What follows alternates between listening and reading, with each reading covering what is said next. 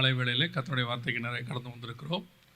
ஒரு வசனத்தை நாம் வாசித்து கர்த்தருடைய வார்த்தைக்கு நிறைய கடந்து போகிறோம். வாசிக்கலாம். மத்தேயு எழுதின சுவிசேஷம் 24ஆம் அதிகாரம் 3வது வசனத்தை வாசியுங்கள். மத்தேயு 24:3 வாசியுங்கள். பின்பு அவர் ஒலிவ மணல் மேல் உட்கார்ந்திருக்கையில் சீஷர்கள் அவரிடத்தில் தனித்து வந்து, இவைகள் எப்பொழுது சம்பவிக்கும்? உம்முடைய வருகைக்கும் உலகத்தின் முடிவுக்கும் அடையாளம் என்ன? எங்களுக்கு சொல்ல வேண்டும் என்றார்கள். கண்களை மூடுவோம். நல்ல தகப்பனே, எங்கள் சர்வ வல்லமையுள்ள ஆண்டவரே, இந்த அருமையான நேரத்திற்காக உமக்கு ஸ்தோத்திரம். இந்த மாலை வேளையிலும் நாங்கள் கூடி வரும்படி நீர் பாராட்டின தயவுக்காக உமக்கு நன்றி. ஆண்டவரே, வந்த ஒவ்வொருத்தரோடு நீர் பேசுவீராக, இடைபடுவீராக. எங்கள் திருச்சபையானது உம்முடைய வருகைக்கு ஆயத்தப்பட்ட ஒரு திருச்சபையாய், காத்திருக்கிற ஒரு மனவாட்டியாய் எப்பொழுதும் இருக்க கர்த்தர் எங்களுக்கு கிருபை பாராட்டும். இந்த மாலை வேளையிலும் நீர் இடைபடுங்கப்பா, நீங்கள் பேசுங்க. எங்கள் ஆண்டவர் இயேசுவின் நாமத்தில் பிதாவே, அல்லேலூயா. நாம் இன்றைக்கி மிக முக்கியமான சில விஷயங்களை நாம் பார்க்க போகிறோம். மத்தேயு எழுதின சுவிசேஷம் 24ஆம் அதிகாரம் 3வது வசனத்தில் சீஷர்கள் வந்து இயேசுவை கேட்கிறார்கள், உம்முடைய வருகைக்கும் உலகத்தின் முடிவுக்கும் அடையாளம் என்ன? எங்களுக்கு சொல்ல வேண்டும் என்றார்கள். இயேசு கிறிஸ்துவினுடைய வருகை என்பது நம்ம எல்லாருக்கும் தெரிந்ததான ஒன்று.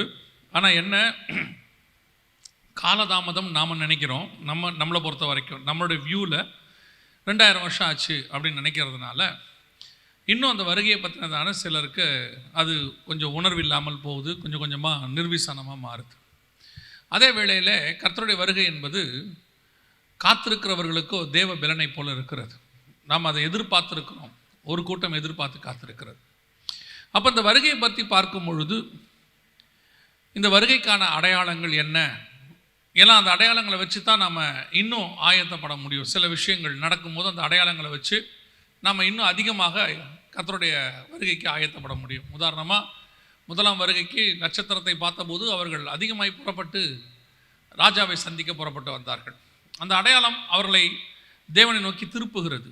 அதே மாதிரி தான் இந்த அடையாளங்கள்லாம் இருக்குது. இன்னொரு விஷயம், அடையாளங்கள் எதுக்காக கொடுக்கப்பட்டிருக்கிறது அப்படின்னா, வசனம் சொல்லுகிறது, அற்புதங்களினாலும் அடையாளங்களினாலும் வேத வாக்கியத்தை அவர் உறுதிப்படுத்தினார். அப்போ இந்த அற்புத அடையாளங்களை வைத்து பார்க்கும்போது, இந்த அடையாளங்கள்லாம் வைக்கும் போது வேத வாக்கியம் எந்த அளவுக்கு நம்முடைய காலத்தில் 100% நிறைவேறுகிறது என்பதை நாம் பார்க்கிறோம். இப்போ சீஷர்கள் கேட்குற அந்த கேள்வியை நல்லா கவனிச்சு பாருங்கள். உம்முடைய வருகைக்கும் உலகத்தின் முடிவுக்கும் அடையாளம் என்ன? அப்போ வருகையை ஒட்டி வேறு இன்னொரு சம்பவமும் நடக்க போகுது. நம்ம பொதுவாக வருகையை பற்றி மட்டும்தான் கான்சன்ட்ரேட் பண்ணிகிட்டு இருக்கிறோம், வருகையை பற்றி மட்டும்தான் நினைக்கிறோம். ஆனால் வருகையோடு கூட இன்னொரு விஷயமும் நடக்குது. அதனால தான் சீஷர்கள் சேர்த்து கேட்குறாங்க, உம்முடைய வருகைக்கும் உலகத்தின் முடிவுக்கும் அடையாளம் என்ன? இந்த இடத்துல ஒரு சின்ன காரியத்தை நான் உங்களுக்கு எக்ஸ்பிளைன் பண்ணிவிட்டு அதுக்கு பிறகு செய்திக்கு போகிறேன். உலகத்தின் முடிவு என்பதை நீங்கள் புரிந்து கொள்ள வேண்டும். உலகத்தின் முடிவு என்பது வேறு, பூமியினுடைய முடிவு என்பது வேறு. The difference between the earth and world. இப்போ நம்ம எல்லாருமே உலகத்தின் முடிவு, உலகம் முடிய போகுது அப்படின்னு உடனே இந்த பூமி அழிஞ்சிரும் அப்படின்னு சொல்கிறாங்க. ஒரு சிலர்லாம் கூட சொல்கிறாங்க, ஒரு கிரகம் வந்து நம்ம பூமியோட மோத போகுது, அதோட பூமி இல்லாமல் போயிட போகுது. இந்த பூமி, இப்போ நாம் இருக்கிற இந்த பூமி இன்னைக்கு வருக வந்தால், நான் ஒரு அடையாளத்துக்கு சொல்கிறேன், ஒரு உதாரணத்துக்கு சொல்கிறேன். இன்னைக்கு வருக வந்தால் இதுக்கப்புறம், வருகைக்கு அப்புறம் குறைஞ்சபட்சம் 1007 வருஷம் இருக்கும். குறைஞ்சபட்சம் 1007 வருஷம் இந்த பூமி இருக்கும். இன்னைக்கு வருகை வந்தால், வருகை என்னைக்கு வரும் நமக்கு தெரியாது. வருகைக்கு அப்புறம் 1007 வருஷம் கண்டிப்பாக இருக்கும், அதுக்கு மேலேயும் இருக்கும். எப்படி சொல்கிறீங்க அப்படின்னா, சபை எடுத்துக்கொள்ளப்பட்ட பிறகு 7 ஆண்டு கால உபத்திரவ காலம் இருக்கிறது. அந்த உபத்திரவ காலம் இந்த பூமியில் தான் நடக்கும். உபத்திரவ காலத்தின் முடிவில் இயேசுவின் 1000 வருஷ அரசாட்சி இருக்கிறது. அந்த 1000 வருஷ அரசாட்சியும் எங்கே தான் நடக்க போகுது? இதே பூமியில் தான் நடக்க போகுது. அப்போ குறைஞ்சபட்சம் 1007 வருஷம் இந்த பூமி இருக்கும். அதுக்கப்புறம் சாத்தான் கட்டவிழ்க்கப்பட வேண்டும். அவன் மாக்கோகு கூட்டத்தாரை சேர்த்து கொள்ள வேண்டும். அதற்கு பிறகு ஒரு யுத்தம், மாக்கோகு யுத்தம். இதெல்லாம் எங்கே நடக்கணும்னு கேட்டால் இந்த பூமியில் தான் நடக்கணும். அதனால் இந்த பூமி நாளைக்கு அழிஞ்சிரும், இன்னைக்கு அழிஞ்சிரும், காணாமல் போயிடும் அப்படிலாம் நீங்கள் நினைக்கவே வேண்டாம். வருகை வந்த பிறகு, அதுக்கு பிறகு குறைஞ்சபட்சம் 1007 வருஷம் இருக்கும் மினிமம். ஸோ அதனால் பூமியினுடைய முடிவு என்பது இதல்ல. அப்போ உலகத்தின் முடிவுனா என்ன? உலகம் என்பது என்ன? முதல் நமக்கு அதுக்கு தெரியணும். ஆதியாகமம் 1:1 கர்த்தர் வானத்தையும் பூமியையும் சிருஷ்டித்தார்னு இருக்கு. 1:10 தண்ணீரெல்லாம் ஒரு இடத்தில் சேர கடவுது, வெட்டாந்தரை உண்டாக கடவுது, சேர்ந்த ஜலத்திற்கு சமுத்திரம் என்று பெயரிட்டார், வெட்டாந்தரைக்கு பூமி என்று பெயரிட்டார்னு இருக்கு. அப்போ இந்த உருண்டை நம்ம பார்க்குறோமே, இதுக்கு பேர் தான் பூமி. அப்போ உலகம்னா என்ன அப்படின்னா, இந்த பூமியில் கர்த்தர் சிருஷ்டிப்புகளை உண்டு பண்ணுகிறார். 3வது நாளிலே மரம் செடி கொடி எல்லாவற்றையும் உண்டாக்குகிறார். 4வது நாளில் சூரியன் சந்திரனை உண்டாக்குகிறார். 5ஆம் நாள் மீன்கள் பறவைகள், 6ஆம் நாள் மிருகங்கள் மனுஷனை உண்டாக்குகிறார். இந்த சிருஷ்டிப்புகள் கிரியேஷன்ஸ், இதற்கு பேர் தான் உலகம், வேர்ல்டு. அப்போ பூமியினுடைய அர்த்தம் வேறு, உலகத்தின் அர்த்தம் வேறு. இப்போ சீஷர்கள் என்ன கேட்குறாங்க, உலகத்தின் முடிவுக்கு அடையாளம் என்ன? இப்போ இயேசு கிறிஸ்து உலகம் அழியாதுன்னு சொல்லலை, அதுக்கு அடையாளத்தை சொல்கிறார். என்ன அடையாளம் சொல்கிறாரு? அதே மத்திய 24:37 இயேசு சீஷர்களை பார்த்து சொல்லும்போது சொல்கிற வார்த்தை, நோவாவின் காலத்தில் எப்படி நடந்ததோ அப்படியே மனுஷகுமாரன் வரும் காலத்திலும் நடக்கும். நோவாவின் காலத்தில் என்ன நடந்துச்சு? பூமி அழிஞ்சிச்சா, உலகம் அழிஞ்சிச்சா? உலகம் தான் அழிஞ்சிச்சு. ஏன்னா உலகத்தில் உள்ள சிருஷ்டிப்புகள் அழிக்கப்பட்டது. பூமி இரவும் பகலும் 40 நாள் என்ன பண்ணுச்சு? சுத்திக்கிட்டே தான் இருந்துச்சு. அதுக்கப்புறம் இதே பூமி தான், இப்போவும் நாம் அந்த பூமியில தான் இருக்கிறோம். அப்போ உலகத்தின் முடிவு என்பது சிருஷ்டிப்புகளின் முடிவு. அதைத்தான் கேட்குறாங்க. இப்போ என்ன நடக்கும்? சபை எடுத்துக்கொள்ளப்பட்ட பிறகு 7 வருஷம் கழிச்சு இயேசு கிறிஸ்துவின் 1000 வருஷ அரசாட்சியை தொடங்கிறதுக்கு முன்னாடி மிகப்பெரிய யுத்தம் ஒன்று பூமியில் வரும். அதுக்கு பேர் அர்மேகதான் யுத்தம்னு பேர். மெகிதோ பள்ளத்தாக்கள் நடக்கும். அந்த அர்மேகதான் யுத்தத்திலே பூமியானது முழுவதுமாக 1,44,000 பேரை தவிர மற்ற எல்லாருமே கொண்டு அழிக்கப்படும். அதற்கு பிறகு இதே பூமியில் அந்த 1,44,000 பேரை கொண்டு ஆண்டவர் புதிதாக எப்படி நோவா பேழைக்குள்ளேருந்து வந்து இந்த உலகத்தை திருப்பி கிரியேட் பண்ண மாதிரி இயேசு செய்வார். இதுதான் நமக்கு வேதத்தில் கொடுக்கப்பட்டிருக்கிறதான டைம் லைன். ஸோ உலகத்தின் முடிவு என்பது என்னன்னா, மீண்டும் ஒரு விசை. அதனால தான் ஆண்டவர் சொல்றாரு, இன்னும் ஒரு விசை நான் வானத்தையும் பூமியையும் அசைய பண்ணுவேன், இன்னும் ஒரு விசை நான் சமுத்திரத்து மச்சங்களை எல்லாம் வாரி கொள்ளுவேன், எல்லாம் திருப்பி இன்னொரு தடவை அதே மாதிரி நடக்கும்னு இயேசு சொல்றார். ஸோ இப்போ நம்ம இன்னைக்கு என்ன பார்க்க போறோம் அப்படின்னு கேட்டீங்கன்னா, இயேசுவின் வருகைக்கான ஒரு அடையாளத்தையும் அதை ஒட்டி அந்த 7 வருஷத்தின் முடிவில் நடக்க போற உலகத்தின் முடிவு, இதற்கான சில அடையாளத்தையும் நாம் பார்க்க போறோம். எதற்காக அப்படின்னு கேட்டா, 7 வருஷத்தின் முடிவில் நடக்க வேண்டிய அந்த அழிவுக்கு இன்னைக்கு உலகம் எந்த அளவுக்கு ஆயத்தப்பட்டிருக்கிறது அப்படிங்கிறத நீங்க தெரிஞ்சுக்கிட்டீங்கன்னா, அந்த 7 வருஷத்துக்கு முன்னாடி வரப்போற வருகைக்கு நாம எவ்வளவு ஆயத்தப்படணுங்கிறத நம்ம தெரிஞ்சுக்கணும். நான் சொல்லுங்க, புரியுதா? நம்ம வருகைக்கு பின்னாடி 7 வருஷம் கழிச்சு ஒரு அழிவு வரும், பெரிய அழிவு. அதான் நோவா காலத்து மாதிரி நடக்கும். அந்த அழிவுக்கே இன்னைக்கு உலகம் எந்த அளவுக்கு ஆயத்தமா இருக்குதுன்றது நீங்க புரிஞ்சுக்கிட்டீங்கன்னா, அப்போ வருகைங்கிறது எவ்வளவு சமீபம், கர்த்தர் எவ்வளவு சீக்கிரம் வருவாரு அப்படிங்கிறத நீங்க புரிஞ்சுக்க முடியும். அதுக்காக தான் நம்ம இன்னைக்கு இந்த பார்க்க போறோம். மத்திய 24 அவர்கள் கேட்கிற கேள்வி, உங்களுடைய வருகைக்கும் உலகத்தின் முடிவுக்கும் அடையாளம் என்ன? இப்போ வருகைக்கான அடையாளங்களாக அந்த 4வது வசனத்திலிருந்து 8வது வசனம் வரைக்கும் இயேசு 7 அடையாளங்களை சொல்லுகிறார். அந்த 7 அடையாளங்கள் வரிசையா நான் உங்களுக்கு சொல்றேன். பட் இன்னைக்கு நம்ம 7த்தையும் விளக்கமா பார்க்க போறதில்ல. நம்ம முக்கியமா ஒன்று தான் பார்க்க போறோம். ஏன்னா இதுக்கப்புறம் நடக்க போகுது. அங்க 7 அடையாளங்களை இயேசு சொல்லுகிறார். முதலாவது, அநேகரே நாமத்தை தரித்துக் கொண்டு நானே கிறிஸ்து என்று சொல்லி வருவார்கள். இது முதலாவது. 2வது, யுத்தங்களின் செய்திகளையும் கேள்விப்படுவீர்கள். 3வது, ஜனத்துக்கு விரோதமாய் ஜனம். 4வது, ராஜ்யத்துக்கு விரோதமாய் ராஜ்யம். 5வது, பஞ்சங்கள். 6வது, கொள்ளை நோய்கள். 7வது, பூமி எதிர்ச்சிகள். இந்த 7 அடையாளங்களும் அங்கே இருக்கிறது. அதற்கு பிறகு வசனம் சொல்லுது, இவைகள் எல்லாம் வேதனைகளுக்கு ஆரம்பம்னு இருக்கு. அப்ப இது உபத்திரவ காலத்துக்கு முன்னாடி நடக்க வேண்டியது.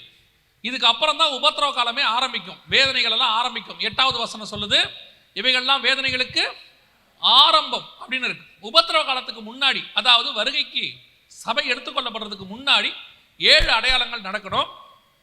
அந்த 7 அடையாளங்களும் இப்ப நடந்துகிட்டு தான் இருக்கு. நம்ம கண்ணுக்கு முன்னாடி ஒரு அடையாளம் கிராஸ் பண்ணி போயிட்டே இருக்கு. நம்ம அதுல தான் இருக்கிறோம். ஒண்ணு என்னது? கொள்ளை நோயில நம்ம இருக்கிறோம். அந்த கொள்ளை நோய் கிராஸ் பண்ணிட்டு இருக்கு. உலகளாவிய இந்த 7 அடையாளங்களையும் கரெக்டா நீங்க இன்னொரு இடத்துல வரிசை கிரமமா பார்க்க முடியும். எங்க அப்படின்னு கேட்டீங்கன்னா, வெளிப்படுத்தின விசேஷம் 6ஆம் அதிகாரத்துல 6 முத்திரைகள் இருக்கும். ஒரு முத்திரையும் ஒரு குதிரையாக சொல்லப்படும். 6 முத்திரைகள் இருக்கும். இந்த 6 முத்திரைகளையும் அந்த 6 அடையாளங்களை நீங்கள் பார்க்க முடியும். கரெக்டா 7வது முத்திரையில இந்த மத்திய 24 சொன்னது 100% நிறைவேறும். இப்ப நாம இன்னைக்கு என்ன பார்க்க போறோம் அப்படின்னு கேட்டீங்கன்னு சொன்னா, இது வரைக்கும் நடந்த அடையாளங்கள்லாம் ஒரு பக்கம் இருக்கட்டும், அதெல்லாம் நடந்து முடிஞ்சிருச்சு. இப்ப நம்ம கிராஸ் பண்ணிக்கிட்டு இருக்கிறதுல இருந்து அடுத்து என்ன நடக்க போகுது அப்படிங்கிறத நாம பார்க்க போறோம். இப்ப நம்ம எதை கிராஸ் பண்ணிக்கிட்டு இருக்கிறோம்? நம்ம எல்லாருக்கும் தெரியும், கொள்ளை நோயை என்ன பண்ணிட்டு இருக்கிறோம்? கிராஸ் பண்ணிக்கிட்டே இருக்கிறோம். இந்த கொள்ளை நோயானது 2019 ஆரம்பித்தது. முதல் முத்திரை 2012 உடைக்கப்பட்டது. இதெல்லாம் தனி செய்தி, ஒரு பைபிள் ஸ்டடி மாதிரி எடுக்கணும். பட் நமக்கு நேரம் இல்லை. ஒருவேளை நீங்கள் என்ன நம்புவீங்கன்னு நான் நினைக்கிறேன் நான் சொல்றத. ஆமென். பாதி பேராவது நம்புறீங்க. சோத்திரம், பிரைஸ் எல்லாம், அல்லேலூயா. நான் ஏன் நீங்கள் நம்ப மாட்டீங்கன்றதுக்கும் காரணம் இருக்குது. ஏன்னா நமக்கு சுவிசேஷம் சொன்ன ஆள் யார் முதல்ல இந்தியாவுக்கு? ஆமாம், நம்ம அவருடைய பிள்ளைகள். எதையுமே ஒரு தடவைக்கு 2 தடவை நம்ம சோதிச்சு பார்த்தா என்ன செய்வோம்? ஏற்றுக்கொள்வோம். அதனால் யார் சொன்னால் என்ன, எதாக இருந்தாலும் ப்ரூஃப் கொடுங்கன்னு கேட்டுருவோம். நம்ம ப்ரூஃப் கேட்குற ஆட்கள். தோமா என்ன கேட்டார்? ப்ரூஃப் கேட்டார் இல்லையா? இன்னைக்கு இருக்கிற சந்ததி என்னதான் கேட்குது? ப்ரூஃப். அது பொய்யா சரியான்றதுலாம் முக்கியம் இல்லை, ப்ரூஃப் வேணும். ஒன்று வாட்ஸ்அப்பில் இருக்கணும், இல்லை யூடியூப்பில் இருக்கணும். நம்மளை பொறுத்த வரைக்கும் அதான் ப்ரூஃப். சரியா? சரி, இருந்துட்டு போட்டோம். இப்போ நமக்கு இந்த கொள்ளை நோய்களுக்கான மிக முக்கியமான அடையாளங்கள் கிராஸ் பண்ணிகிட்டே இருக்கிறோம். நம்ம இப்போ பார்க்குறோம், 3 வருஷமாக பார்த்துட்டு இருக்கிறோம். 2012 முதலாவது முத்திரை உடைச்சாச்சு. 2019 2வது முத்திரை, இந்த சிவப்பு குதிரை, ஒரு பட்டயம் கொடுக்கப்பட்டது. ஒருவர் கொலை செய்யத்தக்கதான காரியங்களை இப்போ நடந்துக்கிட்டே இருக்குது. இன்னும் முடிவுக்கு வரல. நம்ம போயிட்டே இருக்கிறோம். பூச்சாண்டி காட்டிக்கிட்டே இருக்குது. திருப்பி இன்னொரு லாக்டவுன் வருங்கிறான். திருப்பி இவனும் முடிகிற மாதிரி இல்லை, அதுவும் முடிகிற மாதிரி இல்லை. இவங்களும் மாற்றி பண்ணிகிட்டே இருக்கிறாங்க. ஒரு பக்கம் லாக்டவுன் வருங்கிறான், மாஸ்க் போடுங்கிறான். இன்னொரு பக்கம் யார் வேணால் எங்கே வேணால் போகலாம், எல்லா ரெஸ்ட்ரிக்ஷன்ஸும் ஓப்பன் பண்ணிட்டோன்றான். சரி, கவனிங்க. அப்போது இது 2வது முத்திரைக்கான காலம், கொள்ளை நோய். ஆனால் இனிமேட்டு நடக்க போகிறது தான் ரொம்ப இம்பார்ட்டன்ட். அடுத்தடுத்த காரியங்கள் நடக்கும். அடுத்து என்ன நடக்க போகுது அப்படின்னு கேட்டிங்கன்னா, இயேசு சொன்ன அடையாளங்களில் 3வது குதிரை, கருப்பு கலர் குதிரைன்னு இருக்கும். இந்த குதிரைங்கிறதுக்கான விளக்கம் வந்து சகரியா புஸ்தகம் 6ஆம் அதிகாரத்தில் இருக்குது. அப்புறமா நீங்கள் போய் படிச்சுங்க. 1 முதல் 6 வசனங்கள் இருக்குது. குதிரை என்பது ஆவி. சகரியா புஸ்தகம் 6ஆம் அதிகாரம் 1 முதல் 6 வசனங்களில் வெள்ளை கலர் குதிரைனா என்ன, சிவப்பு கலர் குதிரைனா என்னன்னு குதிரைக்கான விளக்கங்களை அங்கேயே ஆண்டவர் கொடுத்துட்டார். வேத வாக்கியங்களை ஆராய்ந்து பாருங்கள், உங்களுக்கு அதுக்கான விளக்கம் அங்கே இருக்கும். நீங்கள் யூகிக்கவே வேண்டாம். நான் எப்பவும் சொல்லுவேன், ஆண்டவர் நமக்கு கஷ்டமே கொடுக்கல. என்ன கஷ்டம்? நீ எதையும் யோசிக்காதன்ட்டார். ஏன்னா நீ யோசிச்சா தப்பாக தான் யோசிப்பேன். நம்ம யோசிக்கிறது எப்பவுமே இருக்கும், ராங்காக தான் இருக்கும். அதனால கர்த்தர் சொன்னார், உனக்கு நான் அந்த வேலையெல்லாம் கொடுக்கல, உனக்கு ஒரே ஒரு வேலை கொடுக்குறேன், வேதத்தை ஆராய்ந்து பாரு. நீ கேட்குற எல்லா கேள்விக்கும் பதில் எங்கேயாவது ஒரு இடத்துல பைபிளில் இருக்கும். நீங்கள் யூகிக்காதீங்கன்னு சொல்கிறேன். அவ்வளோதான் ஆண்டவர் சொல்கிறார். யூகிச்சிங்கன்னா ஆல்மோஸ்ட் 99% தப்பாக தான் முடியும். எல்லாற்றுக்குமான பதில் வேதாகமத்திலே உண்டு. அதை தேடி கண்டுபிடித்து ஆராய்ந்து படித்தால் மட்டும் போதும். ஸோ அப்போ அங்கே குதிரைகள் என்பது ஒரு ஆவியை குறிக்கிறது. அதன் மேலே இருக்கிற ஆள் என்பது அதை நடப்பிக்கிறவனை குறிக்கிறது. கலர் என்பது அதனுடைய சம்பவத்தை குறிக்கிறது. அவ்வளோதான், 3 விஷயம் இருக்குது. அது ரொம்ப சிம்பிள். இப்போ அடுத்து வரக்கூடியது கருப்பு கலர் குதிரை. அது எதை குறிக்கிறது? அவன் ஒரு தராசை பிடித்திருந்தான், எண்ணெயும் திராட்சை ரசத்தையும் சேதப்படுத்தாதே என்று சொல்லி இருந்தான். இயேசு இங்கே சொல்றாரு, மத்திய 24 கொள்ளை நோய்களுக்கு அப்புறம் பஞ்சங்கள்னு சொல்றாரு. அடுத்து வரக்கூடியது என்ன வரப்போகுது? பஞ்சம். இதான் 3வது குதிரை. இந்த கொரோனா ரொம்ப உச்சத்தில் போயிட்டு இருக்கும்போது, 2021 இருக்கும்போது ஆண்டவர் சில காரியங்களை படிச்சுட்டு இருக்கும்போது சொன்னார், கொள்ளை நோய் 2வது கிராஸ் ஆகி 3வது வரப்போகுது, பஞ்சங்கள் வரப்போகுதுன்னு. நாங்கள் அப்பத்திலிருந்தே இதை சொல்லிக்கிட்டு இருக்கிறோம். இந்த 2021 11ஆம் மாதம் நவம்பர் மாதம் அஃபீஷியலாக உலகத்தில் பஞ்சம் ஆரம்பித்து விட்டது. அதெல்லாம் அஃபீஷியலாக ஆரம்பிச்சது அப்படின்னு கேட்டிங்கன்னா, இந்த கொள்ளை நோய், கில்லிங் டிசீஸ் இருக்குது பாருங்க, ஆல்ரெடி பூமியில் இருக்குது. ஒரு கொள்ளை நோய் இருக்குது. எபோலா இருக்குது, அதுக்கு முன்னாடி டெங்கு இருக்குது, அதுக்கு முன்னாடி பேர்ட் ஃப்ளூ, பறவை காய்ச்சல் இருக்குது, அதுக்கு முன்னாடி வந்து கேமல் ஃபீவர் இருக்குது. இப்படி ஒவ்வொரு கொள்ளை நோய் பூமியில் இருந்துகிட்டே இருக்கும். ஒரு காலத்தில் மலேரியா கூட கொள்ளை நோய் தான், கில்லிங் டிசீஸ் தான் ஒரு காலத்தில் இருந்துகிட்டே இருக்கும். ஆனால் ஒரு நோய் மாத்திரம் உலகளாவிய பாதிப்பை ஏற்படுத்தும். வேர்ல்டு வைட் எல்லா நாட்டையும் பாதிக்கும். அப்படி நமக்கு பாதித்தது தான் கொரோனா. அதே மாதிரி தான் அப்போ அந்த கொரோனா வரும்போது அஃபீஷியலாக வேர்ல்டு ஹெல்த் ஆர்கனைசேஷன் WHO ஒரு அனௌன்ஸ்மெண்ட் கொடுத்தாங்க 2018.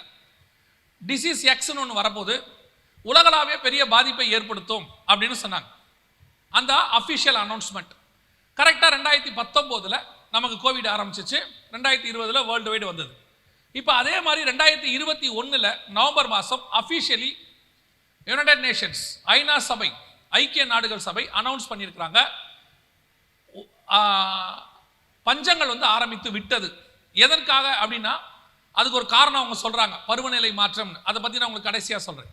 ஸோ பஞ்சம் ஆரம்பித்து விட்டது அப்படின்னு எதை வச்சு சொல்கிறாங்க அப்படின்னா, முதல் நாடு எப்படி சைனாவில் கொள்ளை நோய் ஆரம்பிச்சிச்சோ அதே மாதிரி முதல் நாடு பஞ்சத்தில் ஆரம்பித்த நாடு மடகஸ்கர் அப்படிங்கிற பகுதி. மடகஸ்கரில் பருவநிலை மாற்றத்தின் காரணமாக, பருவநிலை மாற்றம்னா என்னன்னு உங்களுக்கு சொல்லிட்டு முடிப்பேன் அப்புறமா. ஸோ இப்போ அவங்களுடைய விளைவு என்னன்னா, 6 மாதமாக கிட்டத்தட்ட மழை கிடையாது, 6 வருஷமாக மழை கிடையாது, எதுவுமே இல்லை. இப்போ ஜனங்கள் அங்கே என்ன பண்ணுறாங்கன்னா 6 மாதமாக சாப்பாடுனாலே அவங்களுக்கு என்ன அப்படின்னு கேட்டிங்கன்னா விவசாயமே கிடையாது, அரிசி இந்த மாதிரி கோதுமை எதுவுமே கிடையாது. வெறும் இந்த இலைகள் பூச்சிகள் எல்லாம் இருக்குது பார்த்தீங்களா, அந்த பூச்சிகளை மட்டும் பிடித்து சமைச்சு சாப்பிட்டுக்கிட்டு இருக்கிறாங்க.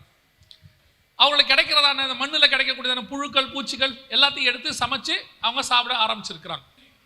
இப்போ பஞ்சம் ஆரம்பித்ததுக்கு, அதாவது இது அப்படியே ஸ்ப்ரெட் ஆகும், உலகளாவிய ஸ்ப்ரெட் ஆகும் என்று சொன்னார்கள். இதைத்தான் நாங்கள் 2021 நவம்பர் மாதத்துலேருந்து சொல்கிறோம். 3வது குதிரைக்கான அடையாளம் தெரிய ஆரம்பித்து விட்டது. பஞ்சம் உலகளாவிய பஞ்சமாக மாறும். நம்ம ஆட்கள்லாம், சில ஆட்கள்லாம் இருக்காங்க, அதுக்கு காரணம் நீங்களும் ஒரு பக்கம், சரியா? நமக்கு ஜனவரி மாதம் 1ஆம் தேதி வந்தா உங்களுக்கு தெரியும் தானே, ஜனவரி 1ஆம் தேதி வந்துச்சுன்னா சென்னையில் ஆரம்பித்து கன்னியாகுமரி வரைக்கும் ஒரு 100-150 தீர்க்கதரிசி இருக்காங்க தமிழ்நாட்டில், இல்லையா? என்ன நடக்கும் ஏது நடக்கும்னு சொல்லி அடித்து போட்டு லிஸ்ட்டு போட்டு புக்கு போட்டு கொடுக்குறவங்க வரைக்கும் இருக்காங்க, எல்லாம் இருக்காங்க. ஆளாளுக்கு ஒன்று சொல்லுவாங்க, இல்லையா? அந்த 2019 வரைக்கும், 2020 ஜனவரி 1 வரைக்கும் அடித்து நவுத்தி எடுத்தாங்க. நாங்கள் அதுக்கு முன்னாடியிலேருந்தே சொல்கிறோம், அது என்ன 1ஆம் தேதி மாத்திரம் ஆண்டவர் பேசுகிறாரு? ஆண்டவர் தான் 31 நாளைக்கும் ஆண்டவராக இருக்கிறாரு, 365 நாளைக்கும் ஆண்டவராக இருக்கிறாரு. ஜனவரி 1ங்கிறது நமக்கா ஆண்டவருக்கா? இந்த கேலண்டர் முறைப்படி நமக்கா ஆண்டவருக்கா? பைபிள் கேலண்டருக்கும் ஜனவரி 1க்கும் சம்பந்தமே இல்லை, பைபிள் கேலண்டர் வேற. சரி, அது கூட பரவாயில்ல, விட்டுருங்க. அது என்ன ஜனவரி மாதம் 1ஆம் தேதி தான் பேசுறாரு, 2ஆம் தேதி பேச மாட்டேங்கிறார். அதுவும் 365 நாளைக்கும் சேர்த்து பேசுகிறார். ஜனவரி மாதம் 1ஆம் தேதி பேசினா அதுக்கு பேர் வருஷ வாக்கு தத்துவம், பிப்ரவரி மாதம் 1ஆம் தேதி பேசினா மாச வாக்கு தத்துவம், டெய்லி பேசினா வாட்ஸ்அப்பில் அது டெய்லி வாக்கு தத்துவம். இப்போ இந்த மாதிரி உங்களை கிளி ஜோசிய மாதிரி ஆக்கி வச்சுட்டாங்க உங்களை. நீங்கள் எப்படி ஆயிட்டீங்க அப்படின்னா, அந்த ஜனவரி மாதம் 1ஆம் தேதி 31ஆம் தேதி நைட்டு வாட்ச் நைட் சர்வீஸில் உங்களுக்கு ராக்கெட் விடுற கவுண்ட் டவுன் ஒன்று இருக்குது. இன்னும் 5 நிமிடங்கள் இருக்கிறது, இன்னும் 4 நிமிடங்கள் இருக்கிறது, இன்னும் 2 நிமிடங்கள் இருக்கிறது, நுழைய போகிறோம், உற்சாகமாக உற்சாகமாக, இன்னும் ஒரே ஒரு நிமிடம். என்ன இது? ஏன் இப்படி? எங்களுக்கு என்ன கொடுமைன்னு கேட்டிங்கன்னா, எங்கள் சர்ச்சில் இந்த கவுண்டர் விட்டுக்கிட்டே இருப்பாங்க, நாங்கள்லாம் அப்படியே இருப்போம். பக்கத்து வீட்டுக்காரங்க கடிகாரம் 5 நிமிஷம் ஃபாஸ்ட்டு, 5 நிமிஷத்துக்கு முன்னாடி அவன் பட்டாசு வெடிக்க ஆரம்பிச்சிருவான், டம டம டமன்னு. எங்களுக்கு ஐயோ அவன் முன்னாடி போயிட்டானே, நம்ம பின்னாடி போய்கிட்டு இருக்கிறோமே, பாஸ்டர் வாட்சை பார்த்தாரா இல்லையான்னு கண்ணை திறந்து பார்த்தா எங்கள் வாட்சில் இன்னும் 5 நிமிஷம் இருக்கும். இப்போ அவன் முன்னாடி, நாங்கள் பின்னாடி. இதுக்கெல்லாம் காரணம் யாரு? எல்லா தீர்க்க தரிசனங்களும் வாக்கு தத்தங்களும் எழுதி உங்க கையில பத்திரமா அட்டை போட்டு கையில கத்தர் கொடுத்துட்டார். அத்தனையும் உங்களுக்கு பொருந்தும், அத்தனையும் உங்களுக்காக தான் கத்தர் கொடுத்திருக்கிறார். அது என்ன, அந்த ஜனவரி 1ஆம் தேதி மாத்திரம். அப்ப நம்ம தீர்க்க தரிசி இதை யூஸ் பண்ணிக்கிட்டான் பாருங்க. 10-20 வருஷமா அடிச்சு விட்டா பாருங்க. ஜப்பானில் பூகம்பம் வரும், பெருநாட்டில் பெரிய பூகம்பம் வரும், சைனாவிலே பிரிட்ஜ் இடியும். ஏப்பா நீ எந்த நாட்டுக்கு தீர்க்க தரிசி? அதுக்கு தான் அந்த ஊர்ல ஒருத்தர் இருக்கிறானே. நம்ம ஊர்ல தானே புயல் வரும்னு ஒரு பையனும் தானா சொல்லல, இல்லையா? இங்க கொரோனா வரும்னு ஒருத்தனா சொன்னானா? ஒருத்தரும் சொல்லல. எனக்கு என்ன கேட்டா, இவனுங்களை விட WHO எவ்வளவு பரவாயில்ல, அவன் 2 வருஷத்துக்கு முன்னாடியே சொல்லிட்டான் தீர்க்க தரிசனம். இப்ப என்ன ஆச்சு? 2020 இந்த வருஷம் அடிச்சு நவுத்த போற வருஷம், தங்கம் வெள்ளி பிளாட்டினியம் எல்லாம் வருஷம் எல்லாம் சொல்லலாம். மார்ச் மாசம் லாக்டவுன் முடிஞ்சிச்சு கதை. 2021 50% தீர்க்கதரிசி அமைதி ஆயிட்டான், ஏன்னா அவனுக்கு தெரிஞ்சு போச்சு கதை முடிஞ்சு. 2021 இன்னொரு 50% இருந்தான், அவனுக்கும் அவன் என்ன நம்பினானா, சரி இந்த வருஷம் சரியாயிரும் போல அப்படின்னு. அந்த வருஷமும் லாக்டவுன், 2வது அலை 3வது அலை, மிச்ச மீதி 95% க்ளோஸ். இன்னொரு 5% பாக்கி இருந்துச்சு. அவன் என்ன முடிவில் இருந்தானா, சரி எல்லாம் ஓஞ்சிரும், 2022 3-2 இருக்கு, அடிச்சு விட்டுருவோம் அப்படின்னு. 3-2 இருக்கிறது, ஆகவே இந்த வருஷம் கர்த்தர் 2 மடங்காய் இவனை ஆசீர்வதிப்பார் அப்படின்னு எல்லாம் ரெடி பண்ணிட்டு ஜனவரி மாதம் 1ஆம் தேதி பேசலான்னு நினைக்கும் போது 1ஆம் தேதியே லாக்டவுன், கதை முடிஞ்சு. இதுக்கெல்லாம் காரணம் யாரு? விசுவாசி நீங்க தான். நீங்க போய் ஜெபம் பண்ணும்போதே, ஆண்டவரே இந்த வருஷம் என்ன நடக்கும், எல்லாம் அது நார்மலாக தான் நடக்கும். எல்லா வருஷமும் என்ன நடந்துச்சோ அதே தான் நடக்கும். போன வருஷத்துக்கு இந்த வருஷத்துக்கு என்ன ஆக போகுது பாருங்க. ஒவ்வொரு நாளும் கர்த்தர் உங்களுக்கு என்ன நியமிச்சு வச்சாரோ அந்த ஆசீர்வாதங்கள் எல்லாம் வந்து தானாய் சேரும். இதை உங்களுக்கு சொல்லணுன்ற அவசியம்லாம் இல்லை. உண்மை உள்ள மனுஷன் பரிபூர்ண ஆசீர்வாதங்களை பெறுவான். இப்போ நீங்க போய் தீர்க்கதரிசிக்கிட்ட எனக்கு ஆண்டவர் என்னை பற்றி என்ன சொல்றாரு, உன்னை பற்றி எதுக்கு அந்த ஆள்கிட்ட சொல்லணும்? நீங்க போய் முழங்கால் போட்டால் உங்கள்கிட்டயே சொல்ல போறாரு, நீங்க போட்டால் உங்கள்கிட்டயே ஆண்டவர் சொல்ல போறாரு. நம்ம தான் பேசுகிற தேவனை வச்சிருக்கிறோமே. அதுவும் நீங்க எப்படிப்பட்ட ஆள் தெரியுமா? என்ன பேசணும்னு நீங்களே முடிவு பண்ணிட்டு வேற போவீங்க. ஆண்டவர் சொல்லும் போது இன்னைக்கு எப்படியாவது கர்த்தரை நான் ஆசீர்வதிச்சு ஜெபம் பண்ணி அனுப்பணும். சரி, இப்போ ஆண்டவர் சொல்றாரு 16 வயசுல நீ என்ன திருட்டுத்தனம் பண்ண, 18ல் நீ என்னென்ன வேலை காட்டின, 21ல் எவ்வளோ மோசமான, அது ஒத்துப்பீங்களா? அதையும் ஒத்துக்க மாட்டீங்க. உங்களுக்கு ஆல்ரெடி ப்ரிப்பேர்ட் இதெல்லாம் தீர்க்கதரிசி சொல்லணும். அதில் வேற ஒரு சிலர்லாம் வந்து உட்காரும் போதே சொல்கிறான், எப்படியாவது ஆண்டவர் என் பேர் சொல்லி கூப்பிடணும். ஏன் உன் பேர் உனக்கு தெரியாதா? இது எதுக்கு மேடையிலேருந்து கூப்பிடணும்? இதெல்லாம் நமக்கு வந்து காலகாலமாக நம்மளை மாற்றி வச்சிருக்கிற ஒரு விஷயம். நல்லா தெரிந்து கொள்ளுங்க. உன் தேவனாகிய கர்த்தர் மேடையிலிருந்து கூப்பிடுகிறவர் அல்ல, உன் வீட்டிலிருந்து சாமுவேலே சாமுவேலே என்று கூப்பிடுகிறதான ஒரு தேவன். இது உங்களுக்கு இது வந்து இப்போ எப்படி ஆயிப்போச்சு. ஆண்டவர் அப்புறம் பேச மாட்டார், நல்லா பேசுவார். நல்லா பேசுகிற தேவன் தான். உனக்கு முழங்கால் போட்டு கதவை சாத்திக்கிட்டு நீ கேட்டுப்பாரு, அவரை மாதிரி தனிப்பட்ட முறையில் உன்னோடு கூட பேசுகிற தேவன் உலகத்தில் வேற யாரும். நம்ம ஒரு செட்டப்குள்ள வந்துட்டோம் பாருங்க. தீர்க்கதரிசிகிட்ட போய் கேட்கறது, எனக்கு என்ன குழந்தை பிறக்கும்? அவரும் கண்ணை மூடி பார்க்குறாரு ரொம்ப நேரமா. நடந்த ஒரு சம்பவம் தான் அது. ஒரு தீர்க்கதரிசிகிட்ட போய் கேட்டாங்க, எனக்கு என்ன குழந்தை பிறக்கும்? அந்த அம்மாவுக்கு 6 மாதம். இன்னும் ஒரு 3 மாதம் வெயிட் பண்ணால் தானாக தெரியும். என்ன அர்ஜென்ட் இப்போ? அது தெரிஞ்சு இப்போ என்ன பண்ண போறீங்க கேட்டால் சொல்கிறாங்க, இல்லை நாங்கள் பேர் செலக்ட் பண்ணுவோம். ஏன் 3 மாதம் கழிச்சு தான் பேர் செலக்ட் பண்ணுங்க. இல்லைன்னா பொதுவாக ஒரு பேர் செலக்ட் பண்ணி வச்சுங்க, ஜோசப்னு. பையன் பிறந்தா ஜோசப், பொண்ணு பிறந்தா ஜோசஃபின்னு மாற்றிக்கங்க, கதை முடிஞ்சு, அவ்வளோதான். போய் அவர்கிட்ட கேட்க, அவர் கண்ணை மூடி சுருக்கி திருப்பிலாம் பார்த்து 10 நிமிஷம் கழிச்சு புள்ள குப்புரடிச்சு படுத்துருக்கு, என்னன்னே தெரிலன்னு சொல்லி அமுச்சு விட்டார். இது நமக்கு தேவையா? இந்த மாதிரி தீர்க்கதரிசிகள் இருக்கும்போது நீங்க தான் போறீங்க, அதுக்கு காசு கொடுத்து வேற போறீங்க தீர்க்கதரிசியை சந்திக்கிறதுக்கு. தீர்க்கதரிசி எவ்வளவு ஜாக்கிரதையா இருக்கார் பாருங்க. தீர்க்கதரிசியின் பாதுகாப்பு கருதி உங்கள் செல்போனை வெளியே வைத்து விட்டு வரவும். ஏன் வீடியோ எடுத்து போட்டுருவானாமா? விசுவாசிகள் கவனி, நாம் அப்படிப்பட்ட தேவனை ஆராதிக்கவில்லை. நம்முடைய தேவன் ஜீவன் உள்ள தேவன், கூடவே நிற்கிற தேவன். கர்த்தரை இவ்வளவு சமீபமாய் பெற்ற வேறு ஜனம் எது என்று வசனம் சொல்லுங்க. நீங்க கொஞ்சம் மாறிட்டீங்கனாலே எல்லாரும் திருந்திடுவான். உங்களால தான் பிரச்சனை. ஏமாறுறவன் இருக்கிற வரைக்கும் ஏமாத்துறவன் இருக்கத்தான் செய்வான். நீங்க கொஞ்சம் மாறிட்டிய, எனக்கு என்னமோ அந்த கொரோனாக்கு அப்புறம் கொஞ்சம் நீங்கெல்லாம் மாறிட்டீங்கன்னு எனக்கு ஒரு பெரிய நம்பிக்கை இருக்கிறது. அல்லேலூயா. கொரோனாவுக்கு அப்புறம் மாறினவங்களும் ஒரு அல்லேலூயா சொல்லுங்க பார்ப்போம். அப்போ எப்படி முன்னாடி இருந்தியா? இதுக்கு தான் உன்னை நம்பி நாங்கள் கையை தூக்குறது இல்லைங்கிறீங்களா? ரைட், ஸ்தோத்திரம். கவனிங்க. அப்போ இந்த பஞ்சங்கள் 2022 21 நவம்பர்லேருந்து ஆரம்பித்து இப்போ கொஞ்சம் கொஞ்சமாக பஞ்சங்களுடைய உச்சத்துக்கு பூமி போகுது. இதுக்கப்புறமும் திருப்பியும் சொல்கிறேன், நல்லா கவனிங்க. இதுக்கப்புறம் பூமி முடிவு பரியந்தம் நாசத்துக்கு என்று தான் நியமிக்கப்பட்டிருக்கிறது. ஏன்னா பைபிள் கணக்கும் சரி, வேதத்தில் சொல்லப்பட்ட யூத கேலண்டருடைய முறைமையின்படி சரி, நாம் கடைசி இடத்துக்கு வந்துட்டோம். நீங்கள் நிறைய பேர் என்ன நினைக்கிறீங்கன்னா, எல்லாம் சரியாகி திருப்பி பழையபடி ஆகும். ஆகவே ஆகாது. திருப்பி போக போக போக போக மோசமாக. இப்போ நீங்கள் யோசிச்சு பாருங்க, 100 வருஷத்துக்கு முன்னாடி உள்ளதை விட நிலைமை மோசமாக இருக்கா நல்லா இருக்கா? மோசமாக தான் மாறி இருக்கு. 20 வருஷத்தை விட இப்போ மோசமாக இருக்கா இல்லையா? மோசமாக தான், இன்னும் மோசமாக தான் போகும். ஆனால் இதில் ஒன்று மட்டும் நிச்சயம், எவ்வளவு மோசமானாலும் அவைகளுக்கு நடுவில் தேவ பிள்ளைகளை கர்த்தர் பத்திரமாய் பாதுகாக்க வல்லமையுள்ளவராக இருக்கிறார். அதில் எந்த மாற்று கருத்தும் இல்லை. அது எல்லா காலத்திலும் பொருந்தும். நோவா காலத்திலிருந்து பொருந்தும். உலகமே அழிஞ்சாலும் தேவ பிள்ளைகளை ஒரு பேழைக்குள்ளே பாதுகாத்துருவார். சோதோம்ல உலகமே அழிஞ்சாலும், சோதம் முழுக்க அழிஞ்சாலும் லோத்தின் குடும்பத்தை கர்த்தர் பத்திரமாய் பாதுகாத்துருவார். எகிப்து முழுவதும் பாதை வந்தாலும் இஸ்ரவேல் இருந்த கோசே நாட்டில் வரவில்லை என்று வேதம் சொல்லுகிறது. பாபிலோன் முழுக்க சிறைப்பட்டு போனாலும் தானியேலையும் அவனுடைய சகோதரர்கள் நண்பர்களையும் கர்த்தர் பத்திரமாய் பாதுகாத்தார் என்று சொல்லி பார்க்கிறோம். இது எப்பவுமே நடக்கும். உலகளாவிய தேவன் தம்முடைய பிள்ளைகளை ஒரு நாளும் கைவிடவே மாட்டார். ஆனா அவர் சொன்ன முடிவு பரியந்தம் நடக்க வேண்டியதெல்லாம் நடக்கும். நீங்க என்ன நினைக்கிறீங்கன்னா, இதெல்லாம் நடக்கக்கூடாது, ஏன்னா நமக்கு வந்துருமோன்னு உங்களுக்கு பயம். இதுல காரணம் என்னன்னா, இதெல்லாம் எனக்கும் வந்துருமோ, அதனால இதெல்லாம் நடக்கக்கூடாது. அதெல்லாம் ஒரு பக்கம் நடக்கும், ஆனா எனக்கு அது வராது. அவ்வளவுதான்.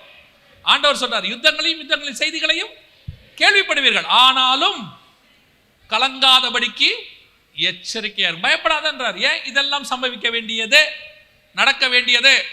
ஆனாலும் தேவன் அவைகளுக்கு மத்தியிலே சொல்றார் லூக்கா 21:28, இவைகள் சம்பவிக்க தொடங்கும் போது உங்கள் மீட்பு சமீபமாக இருப்பதால் நீங்கள் நிமிர்ந்து பார்த்து தலைகளை உயர்த்துங்கள் என்று சொல்லுகிறார். இது நடக்கும்போது நமக்கு ஒரு மீட்பை கர்த்தர் வச்சிருக்கிறாரு.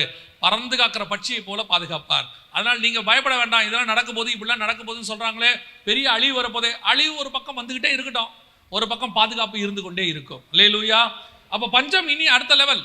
இதை சொல்லிட்டு இருக்கும் போதே 2022 ஜனவரியிலேயே ஸ்ரீலங்கா மிகப்பெரிய பஞ்சத்தில் போச்சு. உங்க எல்லாருக்கும் தெரியும் ஸ்ரீலங்காவுடைய நிலைமை கவலைக்கிடமா மாறிடுச்சு. நமக்கு தெரிஞ்சு பாகிஸ்தான் முழுவதுமாக திவால் ஆயிருச்சு. இந்த பக்கம் பர்மா மிலிட்ரி இதனால திவால் ஆகி போச்சு. ஸ்ரீலங்கா ஆயிருச்சு. அதை விட மோசம் இன்னும் 2 மாசத்துல நீங்க பாப்பீங்க நேபாள். ஸ்ரீலங்காவை விட மோசமான கண்டிஷன், உலகளாவிய பஞ்சம் எல்லா நாடுக்கும் பரவிக்கிட்டே இருக்குது. ஏற்கனவே கென்யால சாப்பாடு இல்லாம ஜூல இருந்த எல்லா மிருகமும் செத்து போச்சு. மடகஸ்கர்ல முடிஞ்சிருச்சு. ஹைத்தி தீவு முழுக்க நீங்க போய் பார்த்தீங்கன்னா ஒரு கிராமம் முழுக்க ஹைத்தி தீவுல ஜனங்க மண்ணை தான் சாப்பிட்றாங்க. நீங்க பார்த்தீங்கன்னா தெரியும், மண்ணை தான் சாப்பிட்றாங்க. இதெல்லாம் ரிப்போர்ட்ஸ் வெளியிட்டது. கர்த்தர் சொன்ன அந்த 3வது குதிரைக்கான ஆயத்த நிலை. கொரோனாவது ஆரம்பிக்கும் போது சாஃப்டா ஆரம்பிச்சு உச்ச நிலை அடைஞ்சிச்சு. ஆனா பஞ்சம் ஆரம்பிக்கும் போதே பயங்கரமா ஆரம்பிக்குது. பல நாடுகள்ல இன்னைக்கு ஐநாவுடைய ரிப்போர்ட் கொடுத்துருக்குறாங்க. இந்த ரஷ்யா உக்ரைன் பிரச்சனையினால 170 கோடி ஜனங்கள் வறுமையில் வாட போறாங்க, சாப்பாடு இல்லாம. 170 கோடி ஜனங்க, அதாவது உலக மக்கள் தொகையில 1/6 பங்கு பஞ்சத்துல போகுது. இது எல்லாம் நாம இங்க உட்கார்ந்துகிட்டு இருக்கிற இந்த நேரத்துல உலகத்துல இன்னொரு பகுதியில் நடக்கிறத நான் சொல்லிட்டு இருக்கிறேன். நீங்க நினைக்க கூடாது இது ஏதோ long ago so long ago once upon a time அப்படிலாம் கிடையாது. இப்ப நம்ம உட்கார்ந்து செய்தி கேட்டுக்கிற இதே நேரத்துல பூமியில இன்னொரு பக்கத்துல இது நடைபெற்று கொண்டே இருக்கிறது. இதெல்லாம் அங்க நடக்கிற விஷயம். பஞ்சத்தினுடைய உச்சத்துக்கு பூமி போயிட்டே இருக்குது. உணவு பற்றாக்குறை உலகளாவிய 170 கோடி ஜனங்களுக்கு போது. இனி வருகிற நாட்கள்ல இந்த நியூஸை தான் நீங்க அதிகமா கேட்பீங்க. பல நாடுகள் அது நடக்கிறத பார்ப்பீங்க.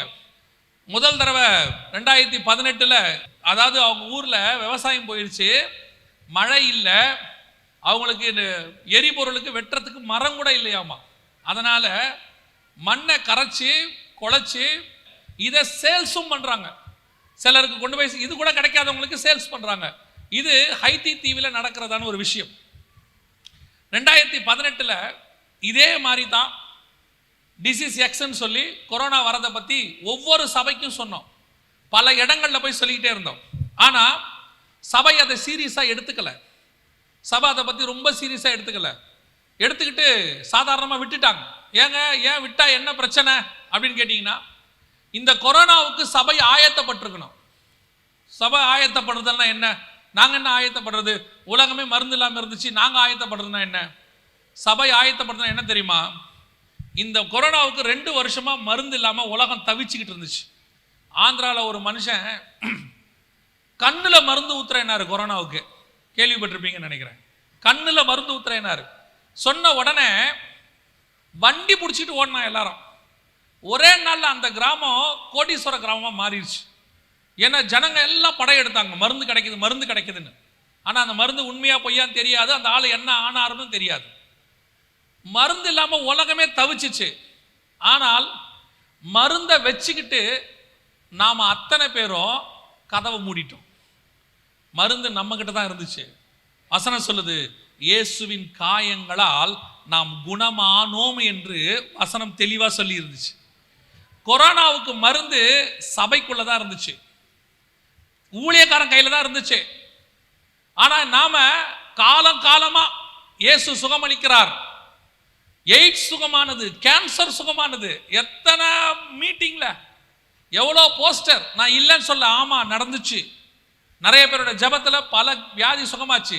இவ்வளோ வியாதியை சுகமாக்கின இயேசுவின் நாமத்துக்கு கொரோனாவை சுகமாக்குற வல்லமை கிடையாதா? அப்ப ஏன் இல்ல? இயேசுவின் நாமத்தினாலே கொரோனாவை தவிர மிச்ச எல்லா வியாதிகளையும் சுகமாக்குவீங்கன்னு இருக்கு வசனத்துல. நமக்கு எல்லா வல்லமையும் ஆண்டவர் கொடுத்துட்டு போயிருந்தார். ஆனா சபை அந்த நல்ல சான்ஸை விட்டுருச்சு. ஒவ்வொரு சபையும் ஒரு ஹீலிங் சென்டரா மாறி இருக்கணும். சபைக்குள்ள ஒரு அற்புதம் நடக்கிறதுக்கு நம்ம ரெடியா இருக்கணும்.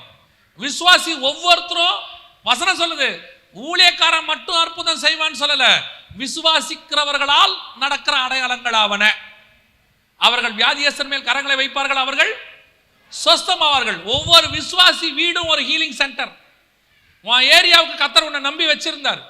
நாம மட்டும் ஆயத்தமா இருந்திருந்தோம்னா, ஜெபம் பண்ணி இருந்தோம்னா, சபைக்குள்ள அற்புதம் நடந்திருந்து சுகமாகுதுன்றது கன்ஃபார்ம் ஆயிருந்துச்சுன்னா, அரசாங்கமே போலீஸ் பாதுகாவலோடு கூட கொரோனா காரனை உள்ள கொண்டாந்துருக்கும். இங்க ஏன் மருந்து இல்லாம கவர்மெண்ட் அலைஞ்சிச்சு. சுகமாக்குற இடமா திருச்சபை மாறி இருக்கணும். யோசிச்சு பாருங்க, தமிழ்நாட்டில் இருக்கிற ஒவ்வொரு சர்ச்சும் சுகமாக்குற சர்ச்சா மாறி இருந்தா நீ சுவிசேஷமே சொல்ல வேண்டாம், 8 கோடி பேரும் சர்ச்சை நோக்கி ஓடி வந்திருப்பான். அதுக்கு பேர் தான் எழுப்புதல். We missed the golden opportunity. 3 வருஷத்துக்கு முன்னாடி கர்த்தர் எச்சரிக்கை கொடுத்தாரு. 2018 இருந்து சொன்னார், கொள்ளை நோய் வரப்போகுது. நம்ம என்ன பண்ண முடியும்? மருந்து கண்டுபிடிக்க வேண்டாம், ஏற்கனவே நம்ம கிட்ட மருந்து இருக்கு. இயேசுவின் நாமம் கையில இருந்துச்சு. நாம மட்டும் விசுவாசத்துல பலப்பட்டு நின்று இருந்தோம்னா இந்நேரம் அப்படியே 10 மடங்கு சர்ச்சு வளர்ந்துருக்கும். நம்ம சான்ஸை விட்டுட்டோம். இப்ப 2வது சான்ஸ் வரப்போகுது. 2வது சான்ஸ். இப்ப என்ன பண்ணணும்? பஞ்சத்தினுடைய உச்சத்துக்கு, இப்ப எப்படி கொரோனா உச்சத்துக்கு போச்சோ அதே மாதிரி பஞ்சத்தின் உச்சத்துக்கு இந்த பூமி போகும். அடுத்து அதான் நடக்கும் வேர்ல்டு வைட். அப்ப பஞ்சத்துல உச்சத்துக்கு நாங்க என்னங்க பண்றது? பஞ்சம் உலகம் முழுக்க வரும், தேவ பிள்ளைகளுக்கு மட்டும் வராது. தேசம் முழுக்க பஞ்சம் வந்தாலும் எலியா இருக்கிற விதவியின் வீட்டுக்குள் மாத்திரம் பஞ்சம் இருக்காது. அங்கே மாவும் எண்ணெயும் குறைவுபடாது. கர்த்தர் ஆசீர்வதிக்க வல்லமை உள்ளவராய் இருக்கிறார். ஒவ்வொரு திருச்சபையும் ஒவ்வொரு விசுவாசி வீடும் இனி போஷிக்கிற ஸ்தலமா மாறும். இது 2வது அடையாளம். கர்த்தர் நமக்கு கொடுக்கிற சான்ஸ். போஷிக்கிற ஸ்தலமா மாறும். இது வரைக்கும் வாங்கினதா கொடுத்தோமான்றதுல கவலை இல்லை. இனி சாப்பாடு இல்லாம ஜனங்க சாகும்போது சபைகள் சாப்பாடு கொடுக்கிற ஸ்தலமாய் மாறும். இதை கர்த்தர் நம்ம கொண்டு உறுதிப்படுத்துவார். இது கர்த்தர் நம்மோடு கூட இருக்கிறார் என்பது ஒன்று தெரிஞ்சுக்கோங்க. உலகம் முழுக்க வாதம் வந்துச்சுன்னா நமக்கு வரலனா தான் நாம தேவ ஜனங்கள் என்பதற்கு அடையாளம். அந்த டிஃபரன்ஸ் இருந்தால் தான் நம்ம தேவ ஜனம். எல்லாரோடையும் நடக்கும்போது எனக்கும் நடக்குதுன்னா நான் எப்படி அவருக்கு சாட்சியா நிற்க முடியும்? இப்போ உலகம் முழுக்க பஞ்சம் வரும். ஒவ்வொரு விசுவாசி வீடும் ஆகாரம் குறைவுபடாமல் இருக்கும், எண்ணெயும் மாவும் குறைவுபடாமல் இருக்கும். கர்த்தர் ஆசீர்வதிப்பார். அது உனக்கு கோதுமை மாவா இருந்தாலும் சரி, அரிசி மாவா இருந்தாலும் சரி, எந்த மாவா இருந்தாலும் சரி, கர்த்தர் ஆசீர்வதிப்பார். அந்த விசுவாசம் இப்பவே ஆரம்பிக்கணும். நீங்க இப்பவே ஆரம்பிக்கணும். ஆண்டவரே, என் வீடு கொடுக்கிற வீடா மாறணும், என்னுடைய சபை கொடுக்கிற சபையா மாறணும். பசியார வர்றவனுக்கெல்லாம் இங்கே ஆகாரமும் ஆத்மாவுக்கு தேவையான ஆகாரமும் இங்கே இருக்கும். அந்த மாதிரி கர்த்தர் சபையை வித்தியாசப்படுத்துவார். ஊழியக்காரனையும் சபையையும் கர்த்தர் அப்படி உயர்த்துவார். அந்த வித்தியாசத்தை காட்டுவார். இதான் 2வது. இந்த பஞ்சத்தினுடைய உச்சத்துக்கு பூமி போக தொடங்கிருச்சு. இன்னும் யுத்தம்லாம் ஆரம்பிக்கும். இந்த பஞ்சத்தினுடைய முடிவு தான் யுத்தம். இயேசு சொன்னார்ல, யுத்தங்களின் செய்திகளை கேள்விப்படுவீர்கள். ஏன்னா பஞ்சம் அதிகரிக்க அதிகரிக்க அதிகரிக்க ஜனங்கள் போராட்டம் நடத்த தொடங்குவார்கள். ஜனத்துக்கு விரோதமாய் ஜனம் எழும்பும். ஜனத்துக்கு விரோதமாய் ஜனம் எழும்பும் போது அதை அடக்குவதற்கு முடிவாக யுத்தம் வரும். இயேசு சொன்ன அடையாளங்கள் அப்படியே ஒன்று பின் ஒன்றா லைனா வருது பாருங்க. கொள்ளை நோய் முடிஞ்சிச்சு, பஞ்சம் ஆரம்பிக்குது, பஞ்சம் முடியும் போது 4வது முத்திரை யுத்தம். கரெக்டா அப்படியே வரிசையா இருக்கு. இதெல்லாம் நம்ம காலத்தில் சம்பவித்துக் கொண்டிருக்கிறது. நாம தான் அதை பார்த்துக்கிட்டு இருக்கிறோம். நம்ம கண்ணுக்கு முன்னாடி நடக்குது. ஆனா இது எல்லாம் நடக்குது, நமக்கு ஏதாவது கொஞ்சம் உணர்வு இருக்குதா? அதுதான் கேள்வியே. இதெல்லாம் நடக்குது, நம்ம கண்ணுக்கு முன்னாடி தான் நடக்குது. நீங்க தான் சிலிண்டர் 1000 ரூபாய் கொடுத்து வாங்கிட்டு இருக்கிறீங்க. 240 ரூபா கொடுத்து வாங்கின சிலிண்டர் இப்போ எவ்வளவு கொடுத்து வாங்குறோம்? 1000 ரூபாய் கொடுத்து வாங்குறோம். 30 ரூபாய்க்கு போட்ட பெட்ரோலை இப்போ எவ்வளோக்கு போடுறோம்? 100 ரூபாய்க்கு போடுறோம். ஆனா உணர்வு இருக்குதா போடும் போது? எல்லாம் அப்படி தாங்க, சீக்கிரத்தில் சரியாகும். எப்போ ஆகும்? 30லேருந்து 100 ஆகி போச்சு பெட்ரோல். இன்னும் சரியாகும், இன்னும் சரியாகும். ஆட்சி மாறினா சரியாகும். ஆட்சிகள் மாறினாலும் காட்சிகள் மாறாது. முடிவு பரியந்தம் இப்படி தான் நடக்க போகுது. இது ஒரு பக்கம் பஞ்சத்தினுடைய உச்சம். சாப்பாட்டு பஞ்சத்தை மட்டும்தான் சொல்லியிருக்கிறோம். இதுக்கு அடுத்து இன்னொரு பஞ்சம் இருக்குது, தண்ணி பஞ்சம். அது அதை விட கொடுமை போங்க. உலகளாவிய இந்த டேட்டா பேஸ் எல்லாம் எடுத்து பார்க்கும்போது மனசுக்கு அவ்வளோ வருத்தமாக இருக்குது. ஆனால் நான் இப்போ உங்களுக்கு ஒரே ஒரு காரியத்தை பைபிள் வசனத்துல இருந்து மட்டும் சொல்கிறேன். வாசிங்க. வெளிப்படுத்தின விசேஷம் 16ஆம் அதிகாரம் 12வது வசனத்தை வாசிங்க. வெளிப்பாடு 16:12 வாசிங்க.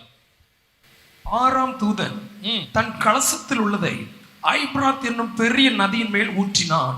அப்பொழுது சூரியன் உதிக்கும் திசையிலிருந்து வரும் ராஜாக்களுக்கு வழி ஆயத்தமாகும்படி அந்த நதியின் தண்ணீர் வற்றி போயிற்று. இதான் அடுத்து தண்ணி பஞ்சத்தினுடைய கடைசி லாஸ்ட். ஐபிராத் எனும் நதி என்ன செய்யுமா? வத்தி போகும். ஐபிராத்துங்கிற நதி எங்க இருக்குது? ஆங்கிலத்தில் யூப்ரட்டிஸ் இருக்கும். யூப்ரட்டிஸ் எங்க இருக்கு? ஈராக்ல இருக்கு.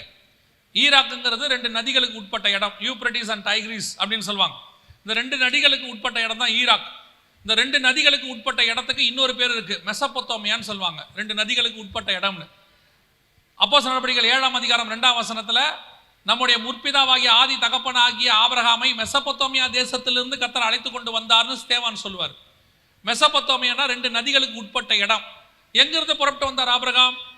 ஆதியாகமத்தின் புஸ்தகம் 11ஆம் அதிகாரம் 31, 32 வசனங்களை வாசிச்சு பாருங்க. ஆபிரகாம் எங்கிருந்து புறப்பட்டாரு? தேராகு தன் குமாரனாகிய ஆபிரகாமையும் சாராளையும் ஆரோனின் குமாரனாகிய லோத்துவையும் ஊர் என்கிற கல்தேயருடைய பட்டணத்திலிருந்து அழைத்து கொண்டு வந்தார். கல்தேயர் பட்டணம் எங்க இருக்கு? அதான் சினையார் தேசம், அதுதான் பாபிலோன், அதான் பாபேல். இன்னைக்கு அதுக்கு பேர் தான் ஈராக். இந்த ஒரு பகுதி, இதனுடைய ஒரு பகுதி தான் யூப்ரட்டிஸ், ஐபிராத். இந்த நதி என்னைக்கு பூமியில வந்துச்சு? ஆதியாகமத்தின் புஸ்தகம் 2ஆம் அதிகாரத்தை வாசிச்சு பாருங்க. தோட்டத்துக்கு தண்ணீர் பாயும்படி ஒரு நதி புறப்பட்டு 4 ஆறுகளாக மாறியது.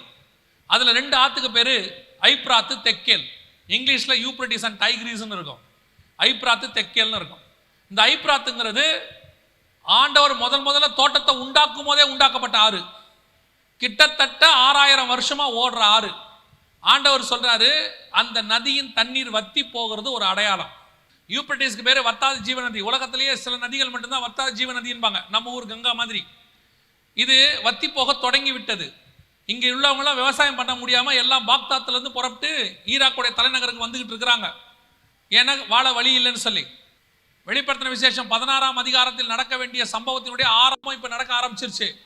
இது அர்மேகதான் யுத்தத்தை ஒட்டி நடக்கணும். அதுக்கு முன்னாடி 7 வருஷத்துக்கு முன்னாடி வருகை வரணும். 7 வருஷத்தின் முடிவில் தண்ணி வத்தி போகணும். இப்ப வத்தி போக தொடங்கிருச்சு. அப்பனா கணக்கு பண்ணிக்கோங்க, வருகை எவ்வளவு தூரத்தில் இருக்குன்னு கணக்கு பண்ணிக்கோங்க.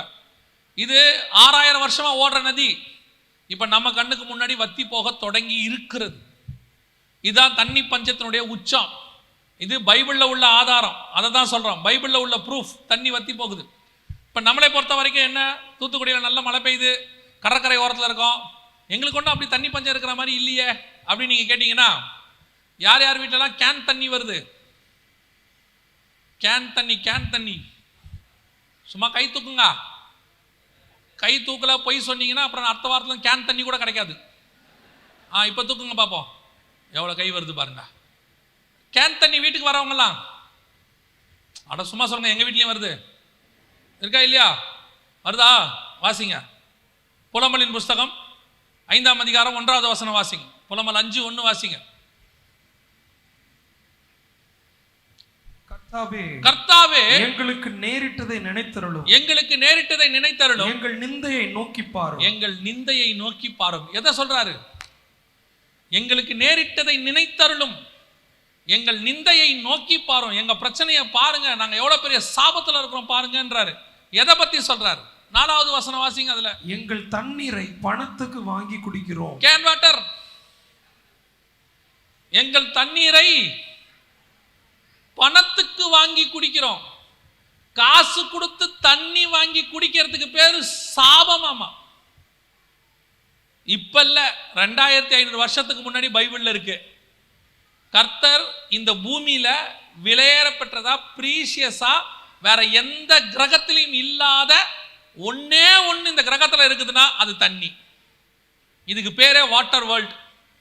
இந்த தண்ணியை காசு கொடுத்து வாங்கி குடிக்கிறதுக்கு பேர் என்னது?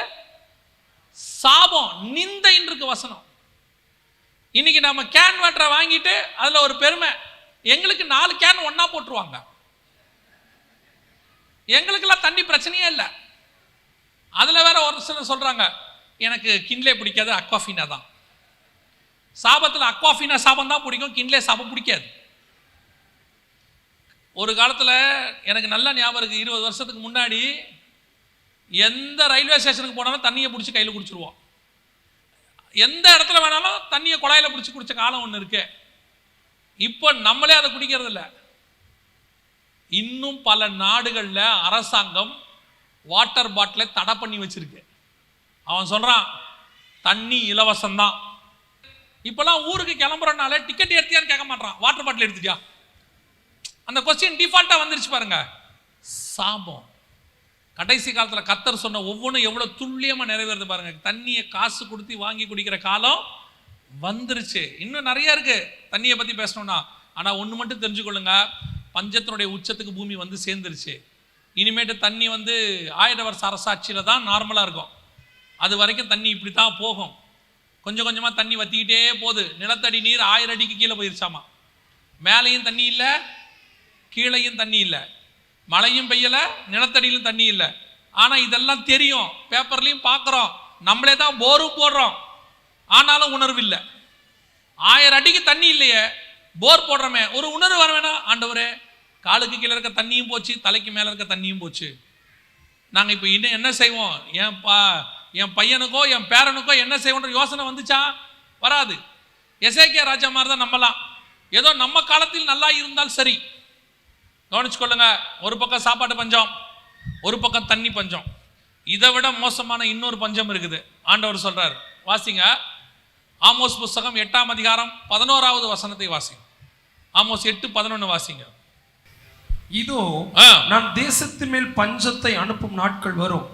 ஆகார குறைவினால் உண்டாகிய பஞ்சம் அல்ல, ஜலக்குறைவினால் உண்டாகிய தாகமும் அல்ல. சாப்பாடு தண்ணி பஞ்சமும் இருக்கு, தண்ணி பஞ்சமும் இருக்கு, அதெல்லாம் பத்தி பேசல. அடுத்து, கர்த்தருடைய வசனம் கேட்க கிடைக்காத பஞ்சத்தை அனுப்புவேன் என்று கர்த்தராகிய ஆண்டவர் சொல்லுகிறார். இதுதான் இருக்கிறதுலே மோசமான பஞ்சம். என்ன பஞ்சம்? இதுவரைக்கும் நம்ம பார்த்தது சபைக்கு வெளியே உள்ள பஞ்சம்.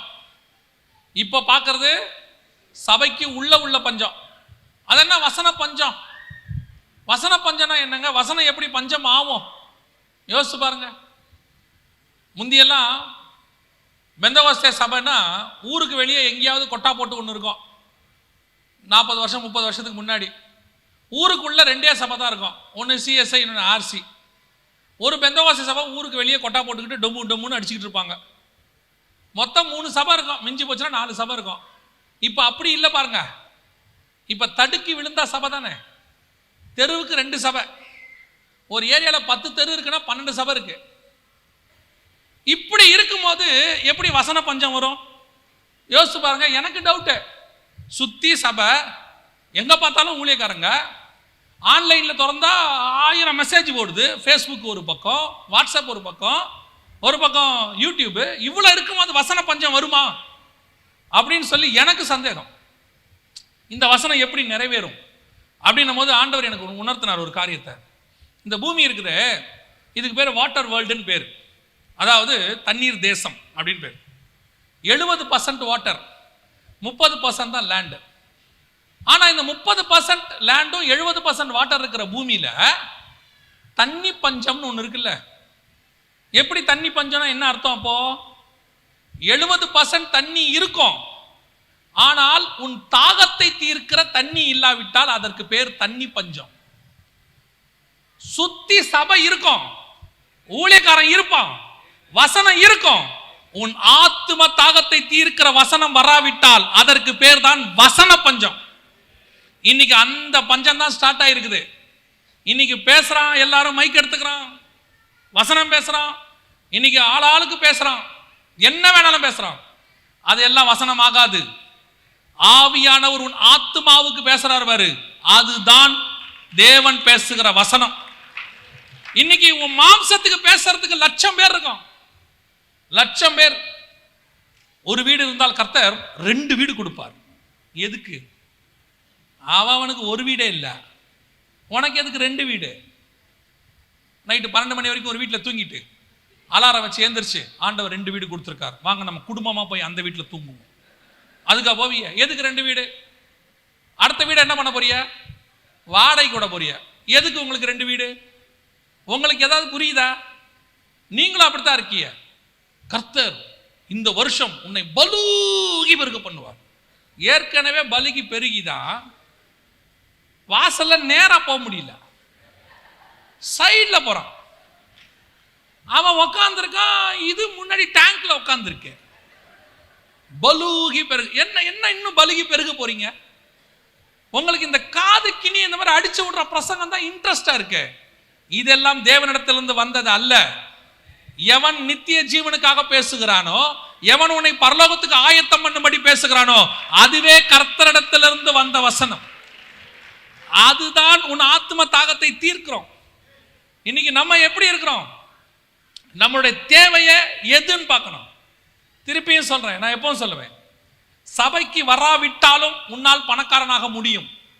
எத்தனையோ பணக்காரன் சபைக்கு வராம இருக்கிறோம். சபைக்கு வராவிட்டாலும் நீ நல்ல சுகத்தோடு இருக்க முடியும். சபைக்கு வராவிட்டாலும் நீ புகழோடு கூட இருக்க முடியும். ஏதோ ஒரு ஃபீல்டில் நீ பெரிய புகழ் அடைஞ்சிருவ. ஆனால் சபைக்கு வந்தால் மட்டும்தான் நீ பரலோகத்துக்கு போகிற வழியை பெற்றுக்கொள்ள முடியும். அதுதான் சபை சொல்ல வேண்டியது. உன்னை பணக்காரன் ஆக்குறோம் நான் சொல்ல வேண்டிய அவசியமே இல்லை. ஏன்னா நீங்க என்னை விட பணக்காரனா இருப்பீங்க. ஆனா நித்திய ஜீவனுக்கு போகிற வழியை சபை சொல்லி கொடுக்கணும். நீங்களும் அப்படிப்பட்ட ஊழியரை தான் தெரிஞ்சுக்கணும். இன்னைக்கு விசுவாசி ஆன்லைன்ல எதை கேட்டாலும் அப்படியே காது கிணிய பிரசங்கம். இதான் வசன பஞ்ச காலம். இன்னும் நிறைய பேர் வரான், நிறைய பேர் கிளம்பி இருக்கிறோம். கிரேஸ் டாக்டரின், ஹைப்பர் கிரேஸ், சூப்பர் கிரேஸ் நீ கிளைம் பண்ணு. நீ என்ன கேட்டாலும் கர்த்தர் கொடுப்பார். எப்படிடா கொடுப்பாரு? எப்படி கொடுப்பாரு? என்ன கேட்டாலும் எப்படி கொடுப்பாரு? பொல்லாதலாகி நீங்கள் உங்கள் பிள்ளைகளுக்கு நல்ல ஈவுகளை கொடுக்கும் போது பரலோகத்தில் இருக்கிற பிதா கொடுப்பது அதிக நிச்சயம் அல்லவா? பிதாவுக்கு தெரியுமில்ல உனக்கு என்ன கொடுக்கணும், உன் தேவை என்ன என்பதை நீ கேட்பதற்கு முன்பதாகவே உன் பிதாவாகிய தேவன் அறிந்திருக்கிற. ஒருத்தன் சொல்றான், ஆண்டவர்கிட்ட கேளு, ஜெட் ஃபிளைட் கேளு, கொடுப்பார். எங்க நிறுத்துவ? டூ வீலருக்கு பெட்ரோல் போட முடியல, ஜெட் ஃபிளைட்டுக்கு எங்க போடுவ? நமக்கு ஆசை இருக்கு பாருங்களேன். நம்ம ரோட்டுக்குள்ள டூ வீலர் தான் போகும். நம்ம என்ன பண்ணிடுறோம்? கர்த்தாவே எனக்கு நல்ல ஒரு BMW கொடுங்க. கொடுத்துட்டாரு, ரோட்டுக்குள்ள போகாது. என்ன செய்யலாம்? அப்புறம் என்ன பண்றது? ரோட்டுக்கு வெளியே என்ட்ரன்ஸ்ல காரை நிறுத்திட்டு வீட்டில் போய் படுத்துட்டு தூக்கமே வராது.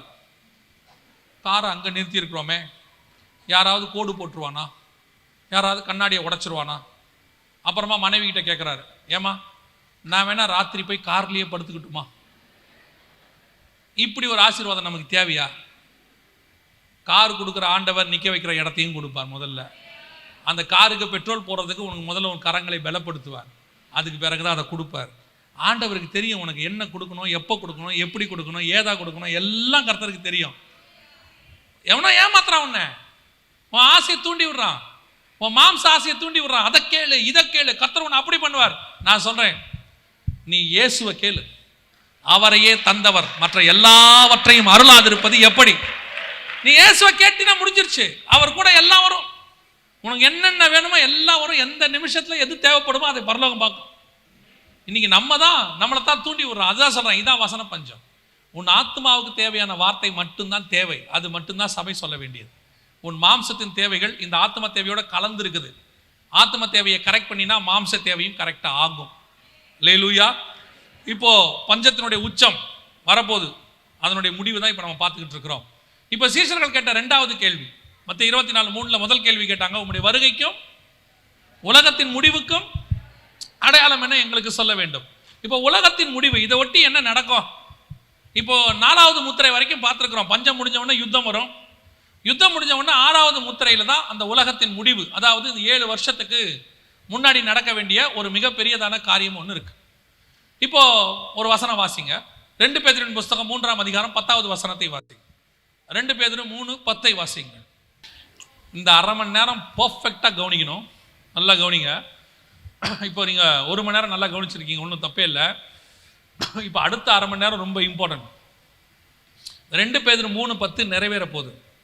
வானங்கள் மடமடவென்று அகன்று போம், பூதங்கள் வெந்து உருகி போம், பூமியும் அதில் உள்ள கிரியைகளும் எரிந்து அழிந்து போகும். இது எப்படி நடக்கும்? இது எப்போ நடக்கும் அப்படின்னா, கர்த்தருடைய நாள் இரவிலே திருடன் வருகிற விதமாய் வரும். 7 வருஷத்தின் முடிவில் இயேசு பகிரங்க வருகைக்கு வரதுக்கு முன்னாடி நடக்க வேண்டிய ஒரு சம்பவம்.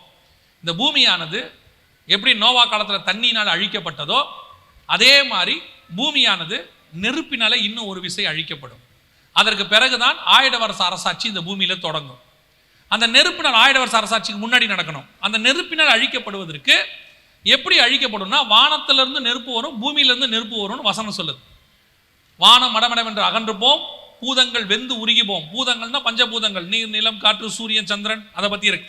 வெந்து உருகி போம், பூமியும் அதில் உள்ள கிரியைகளும் எரிந்து அழிந்து போகும். இப்போ நோவா காலத்துலையும் இதே மாதிரி தான் தண்ணி வந்துச்சு.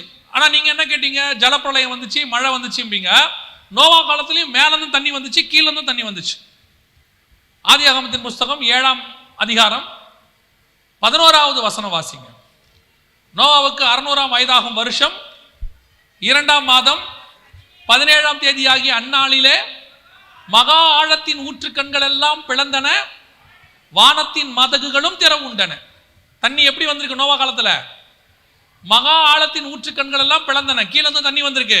வானத்தின் மதகுகளும் திறவுண்டன, மேல இருந்து தண்ணி வந்திருக்கு. தண்ணி இரவும் பகலும் 40 நாள் கீழே இருந்து வந்துச்சு, மேல இருந்து வந்துச்சு. இதான் நோவா காலத்தில் நடந்துச்சு.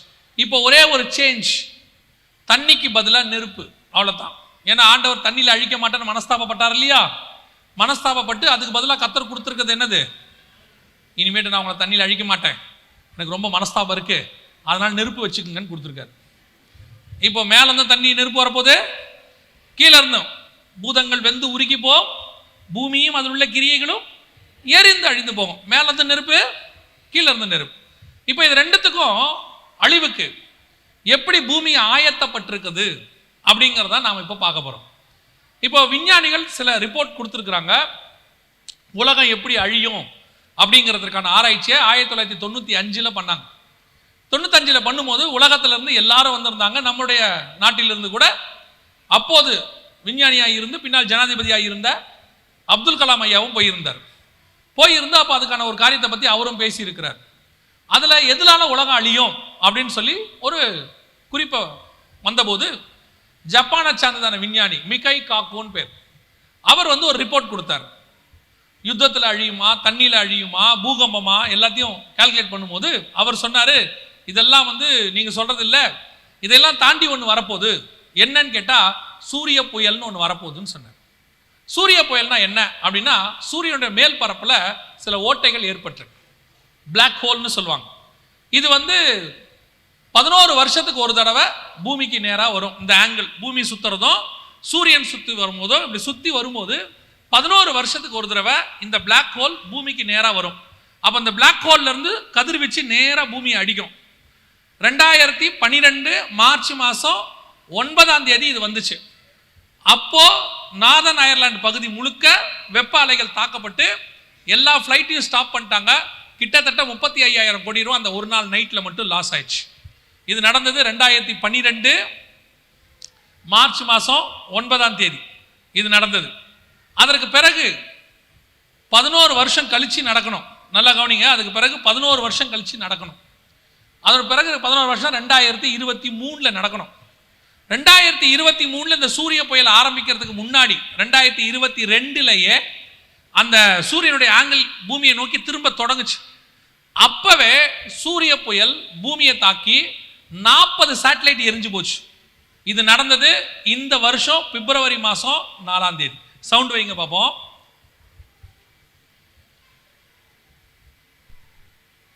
சமீபத்தில் விண்ணில் ஏவப்பட்ட 40 செயற்கைக்கோள்கள் சூரிய புயலால் எரிந்து நாசமாகியுள்ளது. சூரிய புயல் பூமியை தாக்கினால் ஏற்படும் ஆபத்துகள் என்னென்ன என்பதை அலசுகிறது இந்த செய்தி தொகுப்பு. உலகின் நம்பர் 1 பணக்காரர் எலான் மஸ்க் பூமியின் மூலை முடுக்கெல்லாம் இணைய இணைப்பு சென்று சேர வேண்டும் என்கிற நோக்கில் அவரின் ஸ்பேஸ் எக்ஸ் நிறுவனம் செயற்கைக்கோள்களை விண்ணில் ஏவி வருகிறது. அப்படி பிப்ரவரி 3ஆம் தேதி ஏவப்பட்ட 49 செயற்கைக்கோள்களில் 40 செயற்கைக்கோள்கள் தற்போது சூரிய புயலால் பாதிக்கப்பட்டு தீக்கு இரையாகி உள்ள சம்பவம் தான் உலகையே அதிர்ச்சிக்குள்ளாகியுள்ளது. சூரிய புயல் என்பது சூரியனில் இருந்து திடீரென வெளிப்படும் அதீத ஆற்றல் கொண்ட சூரிய காற்றுதான். எப்படி சுனாமி வருது இல்லையா, திடீர்னு பூமி தாக்குதில்ல, அந்த மாதிரி சூரியன்ல இருந்து தாக்கும். இது புதுசுலாம் இல்லை, ஏற்கனவே பல முறை தாக்கி இருக்கு. இதுல ஒரு 3 லெவல் இருக்கு. CMXன்னு சொல்லுவாங்க.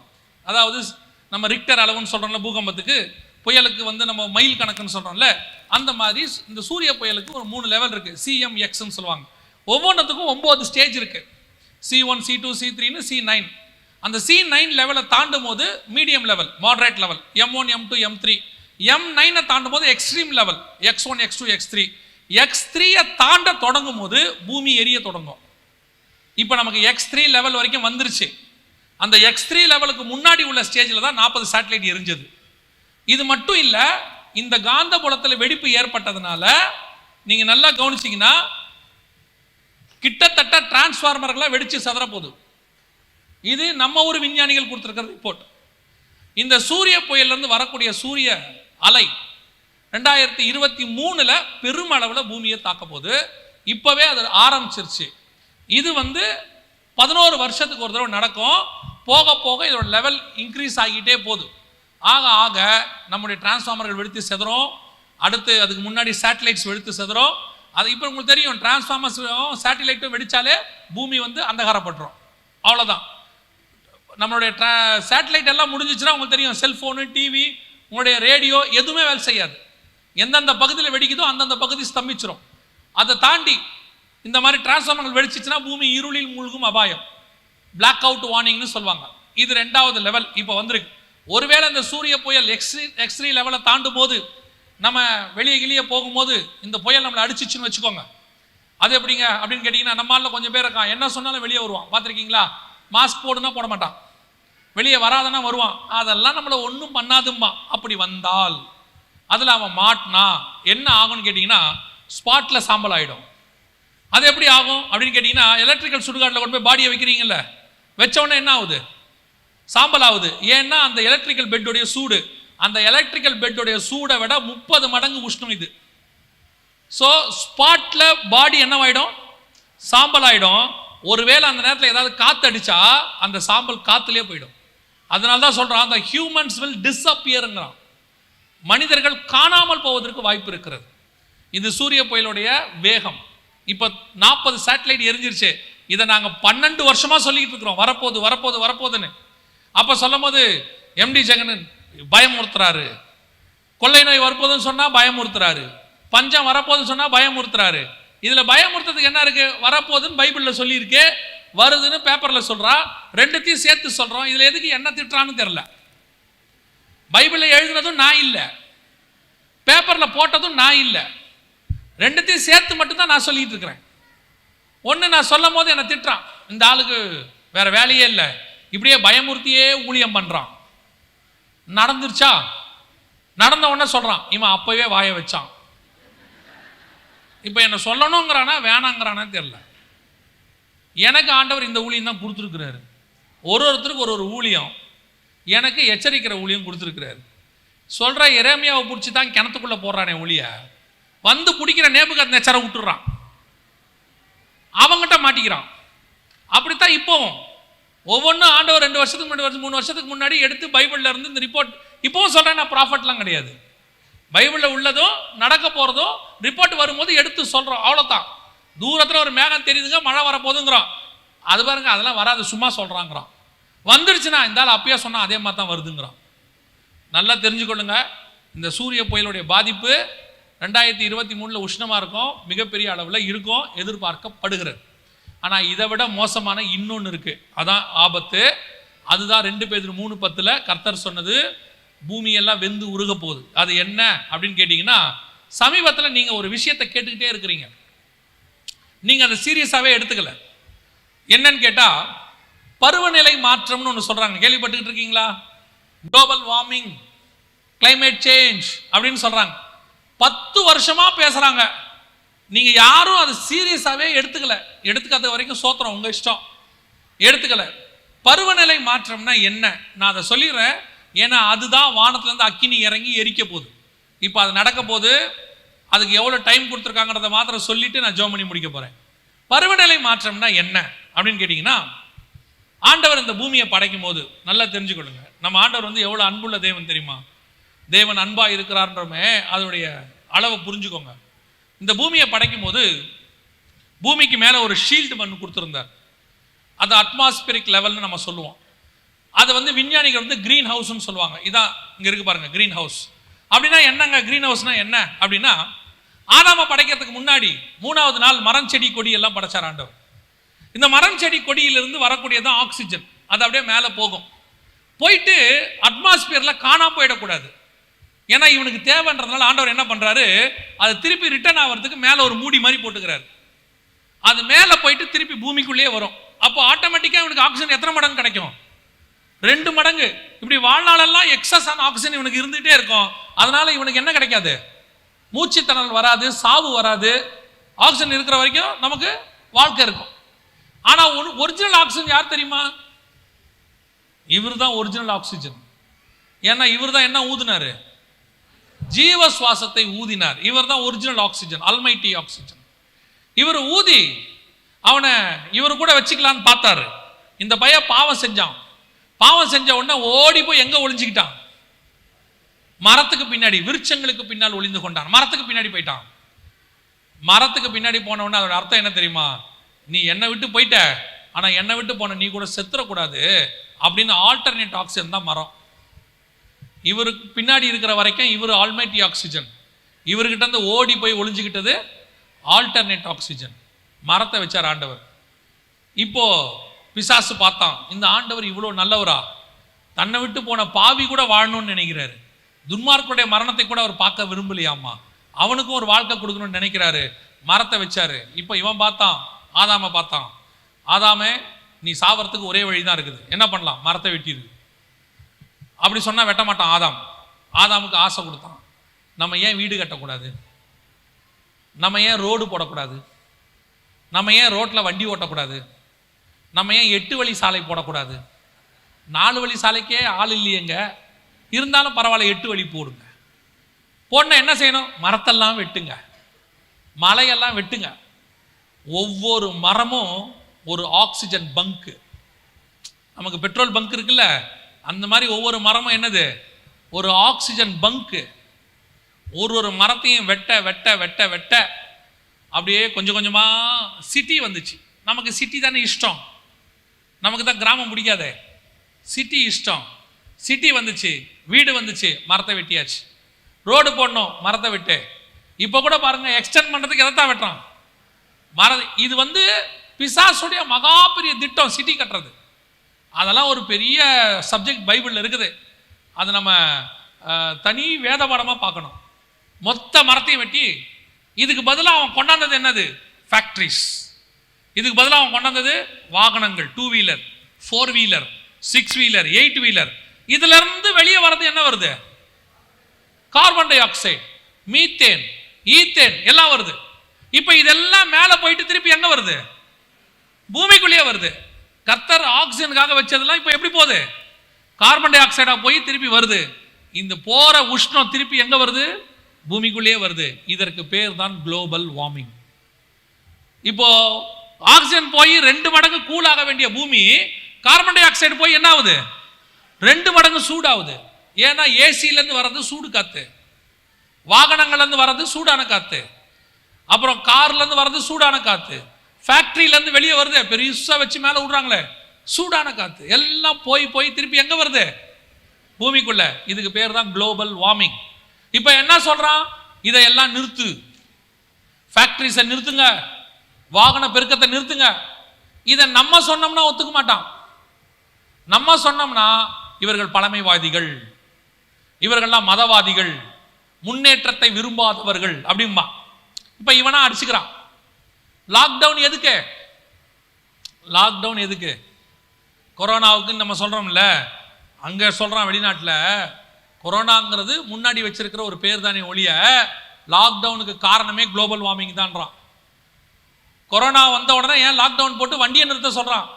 எல்லா மாலையும் நிறுத்து, ஃபேக்டரிஸை நிறுத்து, எல்லா இடத்துலையும் நிறுத்துங்க. ஏன்?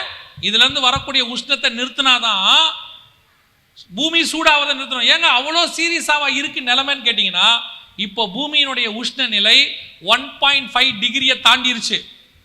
பூமி அழியறதுக்கு தேவையானது 3.5. அதாவது பூமி எரியறதுக்கு திக்கு திக்கு திக்குன்னு எரியறதுக்கு தேவை 3.5. இப்போ பூமியுடைய லெவல் எவ்வளவு? 1.5. இப்போ நீங்க என்ன சொல்றீங்க அப்படின்னு கேட்டா, இது பேப்பர்ல வந்த நியூஸ், நல்லா கவனிங்க. நாட்டில் 4 டிகிரி செல்சியஸ் வரை இன்க்ரீஸ் ஆகும், வெப்பம் அதிகரிக்கும். தினத்தந்தி பேப்பர்ல வந்தது.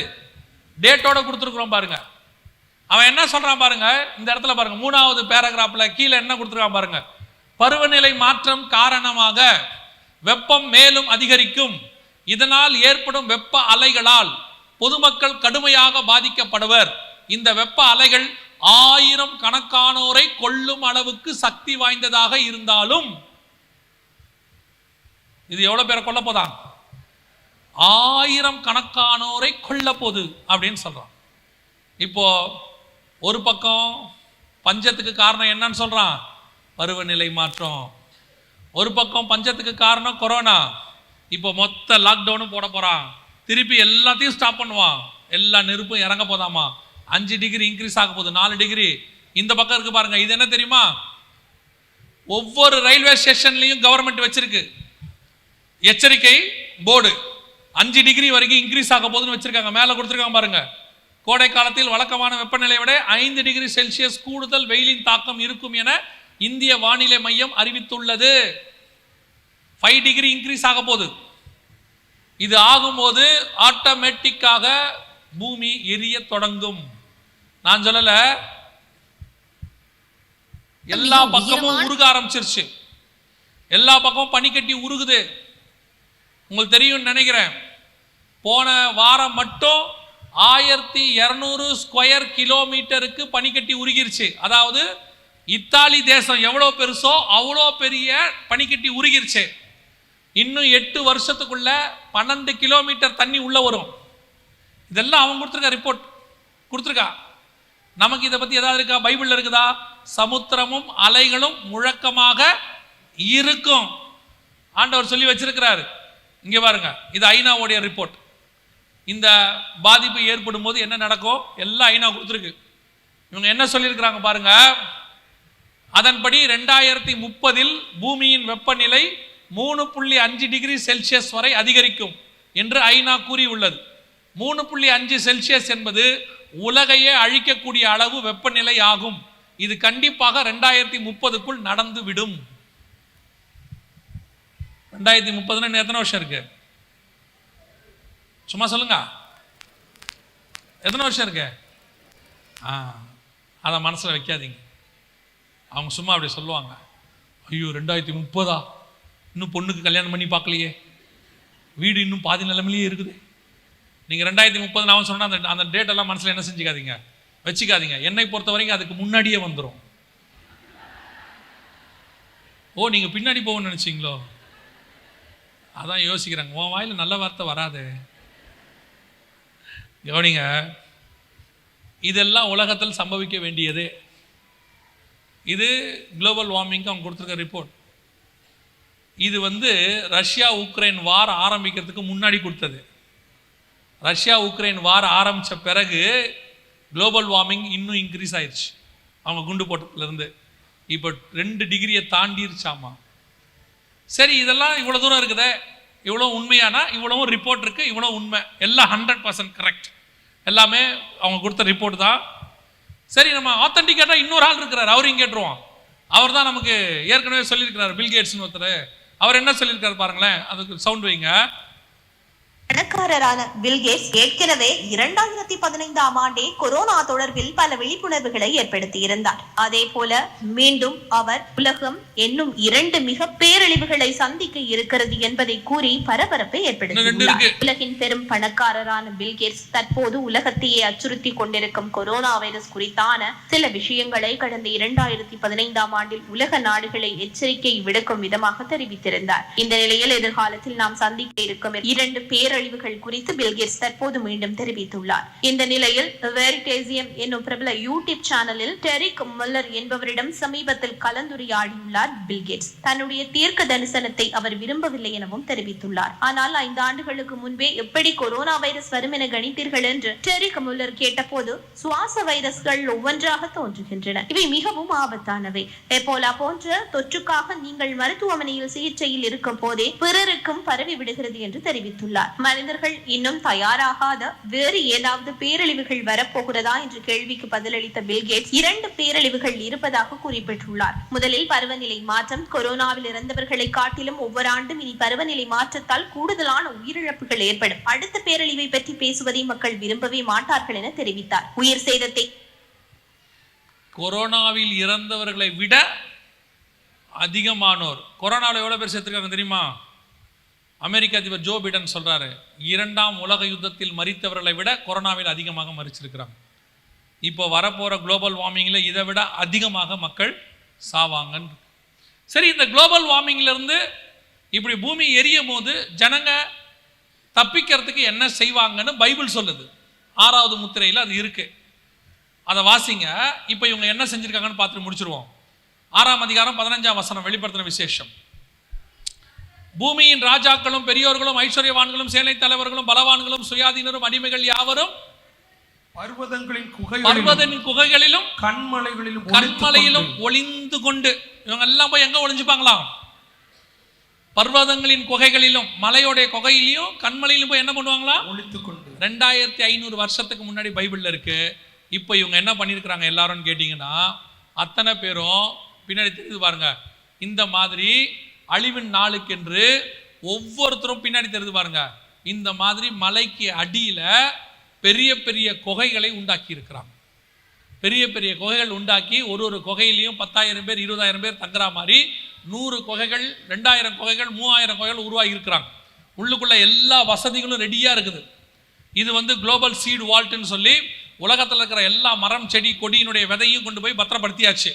நோவா பேழைக்குள்ள மிருகங்களை வச்சா மாதிரி இவங்க கொண்டு போய் வச்சுட்டாங்க. ஏன்னு கேட்டால் குளோபல் வார்மிங்ல எல்லாம் எரிஞ்சிருச்சுன்னா திருப்பி உருவாக்குறதுக்குன்னு சொல்லி கொண்டு போய் வச்சாச்சு. எல்லா மனுஷங்களும் பதுங்கி இருக்கிறதுக்கான அண்டர் கிரவுண்ட் காரியங்களை செஞ்சாச்சு. ஸோ வேதம் சொன்ன 6:15 வெளிப்படுத்தின விசேஷம் 100% நிறைவேறி விட்டது. அமெரிக்கா மட்டும் 100 அண்டர் கிரவுண்ட் சிட்டி உருவாக்கி இருக்கு. 100 அண்டர் கிரவுண்ட் சிட்டி. இதே மாதிரி ரஷ்யா உண்டாக்கி இருக்குது, சைனா உண்டாக்கி இருக்கு. எல்லாமே இந்த அண்டர் கிரவுண்ட் சிட்டிக்காக தான் உணவை பதுக்குறாங்க. இப்போ கீழே உள்ள மக்கள் சாப்பிட்றதுக்கு தான் இப்போ என்ன பண்ணுறாங்க, உணவை பதுக்கி கீழே கொண்டு போய் சேர்த்துக்கிட்டே இருக்கிறாங்க. இது உலகம் முழுக்க நடக்க ஆரம்பிச்சிருச்சு. எல்லா நாடும் ஆயத்தப்பட தொடங்கி விட்டது. கர்த்தர் சொன்னபடி எல்லாம் ரெடி. இப்போ வானத்திலிருந்து அக்கினி இறங்க போது, பூமியிலிருந்து அக்கினி வரப்போகுது. கர்த்தர் சொன்ன அடுத்த பெரிய பேரழிவு 7 வருஷம் கழிச்சு நடக்க போகுது. அந்த 7 வருஷம் கழிச்சு நடக்க போறதுக்கு இவ்வளவு ஆயத்தத்தை இவங்க பண்ணி வச்சிருக்கிறாங்க. அதாவது இவங்களுக்கு 7 வருஷம் தெரியாது. இவங்க குளோபல் வார்மிங் வரப்போகுதுன்னு பண்றாங்க. அவங்க 2030க்குள்ள வந்துருன்ற ஒரு கணக்குல பண்ணிட்டு இருக்கிறாங்க. ஆனா இயேசு வரும் நாளாகிலும் நாளிகையாகிலும் பிதா ஒருவரை தவிர மற்ற ஒருவனும் அறியான். பைபிள்ல வருக 7 வருஷம் கழிச்சு இது நடக்குதுன்னு சொல்லுது. இந்த குளோபல் வார்மிங் பத்தி, நெருப்பு இறங்குறத பத்தி இருக்கு. அது வருகையிலிருந்து 7 வருஷம் கழிச்சு. இப்போ அதுக்கான ஆயத்தம் எல்லாம் நடக்க ஆரம்பிச்சிருச்சு. அவங்க ரெடியாக ஆரம்பிச்சிட்டாங்க. அப்படின்னா நமக்கு இனி காலம் செல்லாது. நமக்கு எல்லாமே ரொம்ப ஷார்ட் டைம் இருக்குன்னு அர்த்தம். ரொம்ப ஷார்ட் டைம். இப்போ நம்முடைய வேலை என்ன அப்படின்னு கேட்டால், இதெல்லாம் எதுக்கு ஆண்டவர் நமக்கு தெரியப்படுத்துறாரு? நோவா காலத்தில் இதே மாதிரி பிரசங்கம் இருந்துச்சு தெரியுமா உங்களுக்கு? நீதியை பிரசங்கித்தவனாகிய நோவான்னு இருக்கு. ஆனால் வெறும் பிரசங்கம் இல்லை, அடையாளமும் இருந்துச்சு. என்ன அடையாளம் இருந்துச்சு? இப்போ யோசிச்சு பாருங்க. நோவா பேழையை கட்டுறாரு. பேழையை கட்டும்போது உலகத்தில் இருக்கிற எல்லா மிருகங்களும் ஜோடு ஜோடாக பேழைக்கு உட்பட்டன. நோவா போய் கூட்டிட்டு வரல. எல்லாம் எங்க வந்துச்சு? நோவா இருக்கிற இடத்துக்கு வந்துச்சு. இப்போ யோசிச்சு பாருங்க. மிருகங்கள் வகைகள் மட்டும் 10,000க்கும் மேல இருக்குது. இப்போ 10,000க்கும் மேல இதெல்லாம் ஜோடு ஜோடா வந்திருக்குது. அப்போ அவ்வளோ மிருகமும் ஒரு இடத்துல வருதுன்னா ஜனங்க பார்த்துருப்பாங்களா மாட்டாங்களா? ஜனங்களுக்கு தெரியுமா தெரியாதா? இப்போ யோசிங்க. ஒரு 100 கரப்பாம்பூச்சி ஒரே இடத்துல இருந்தால் நம்ம யோசிக்கிறோமா இல்லையா? ஏன் எல்லா கரப்பாம்பூச்சியும் ஒரு இடத்துல இருக்குது? எல்லா பறவையும் ஒரே பக்கமாக பறந்தா நம்ம பார்க்குறோமா இல்லையா? ஏன் பறவை எல்லாம் பறக்குது? அதே மாதிரி ஒரு இடத்துக்கு, அதுவும் குறிப்பிட்ட ஒரு 300 அடி தான், இந்த இடத்துக்கு உலகத்தில் இருக்கிற எல்லா மிருகமும் ஜோடு ஜோடா வருது. இந்தியாவிலேருந்து யானை வந்திருக்குது, ஆப்பிரிக்காவிலேருந்து யானை வந்திருக்குது, புலி வருது, சிங்கம் வருது, ஆடு வருது, மாடு வருது, எல்லாம் வருது. இது எவ்வளோ பெரிய அடையாளம் யோசிச்சு பாருங்க.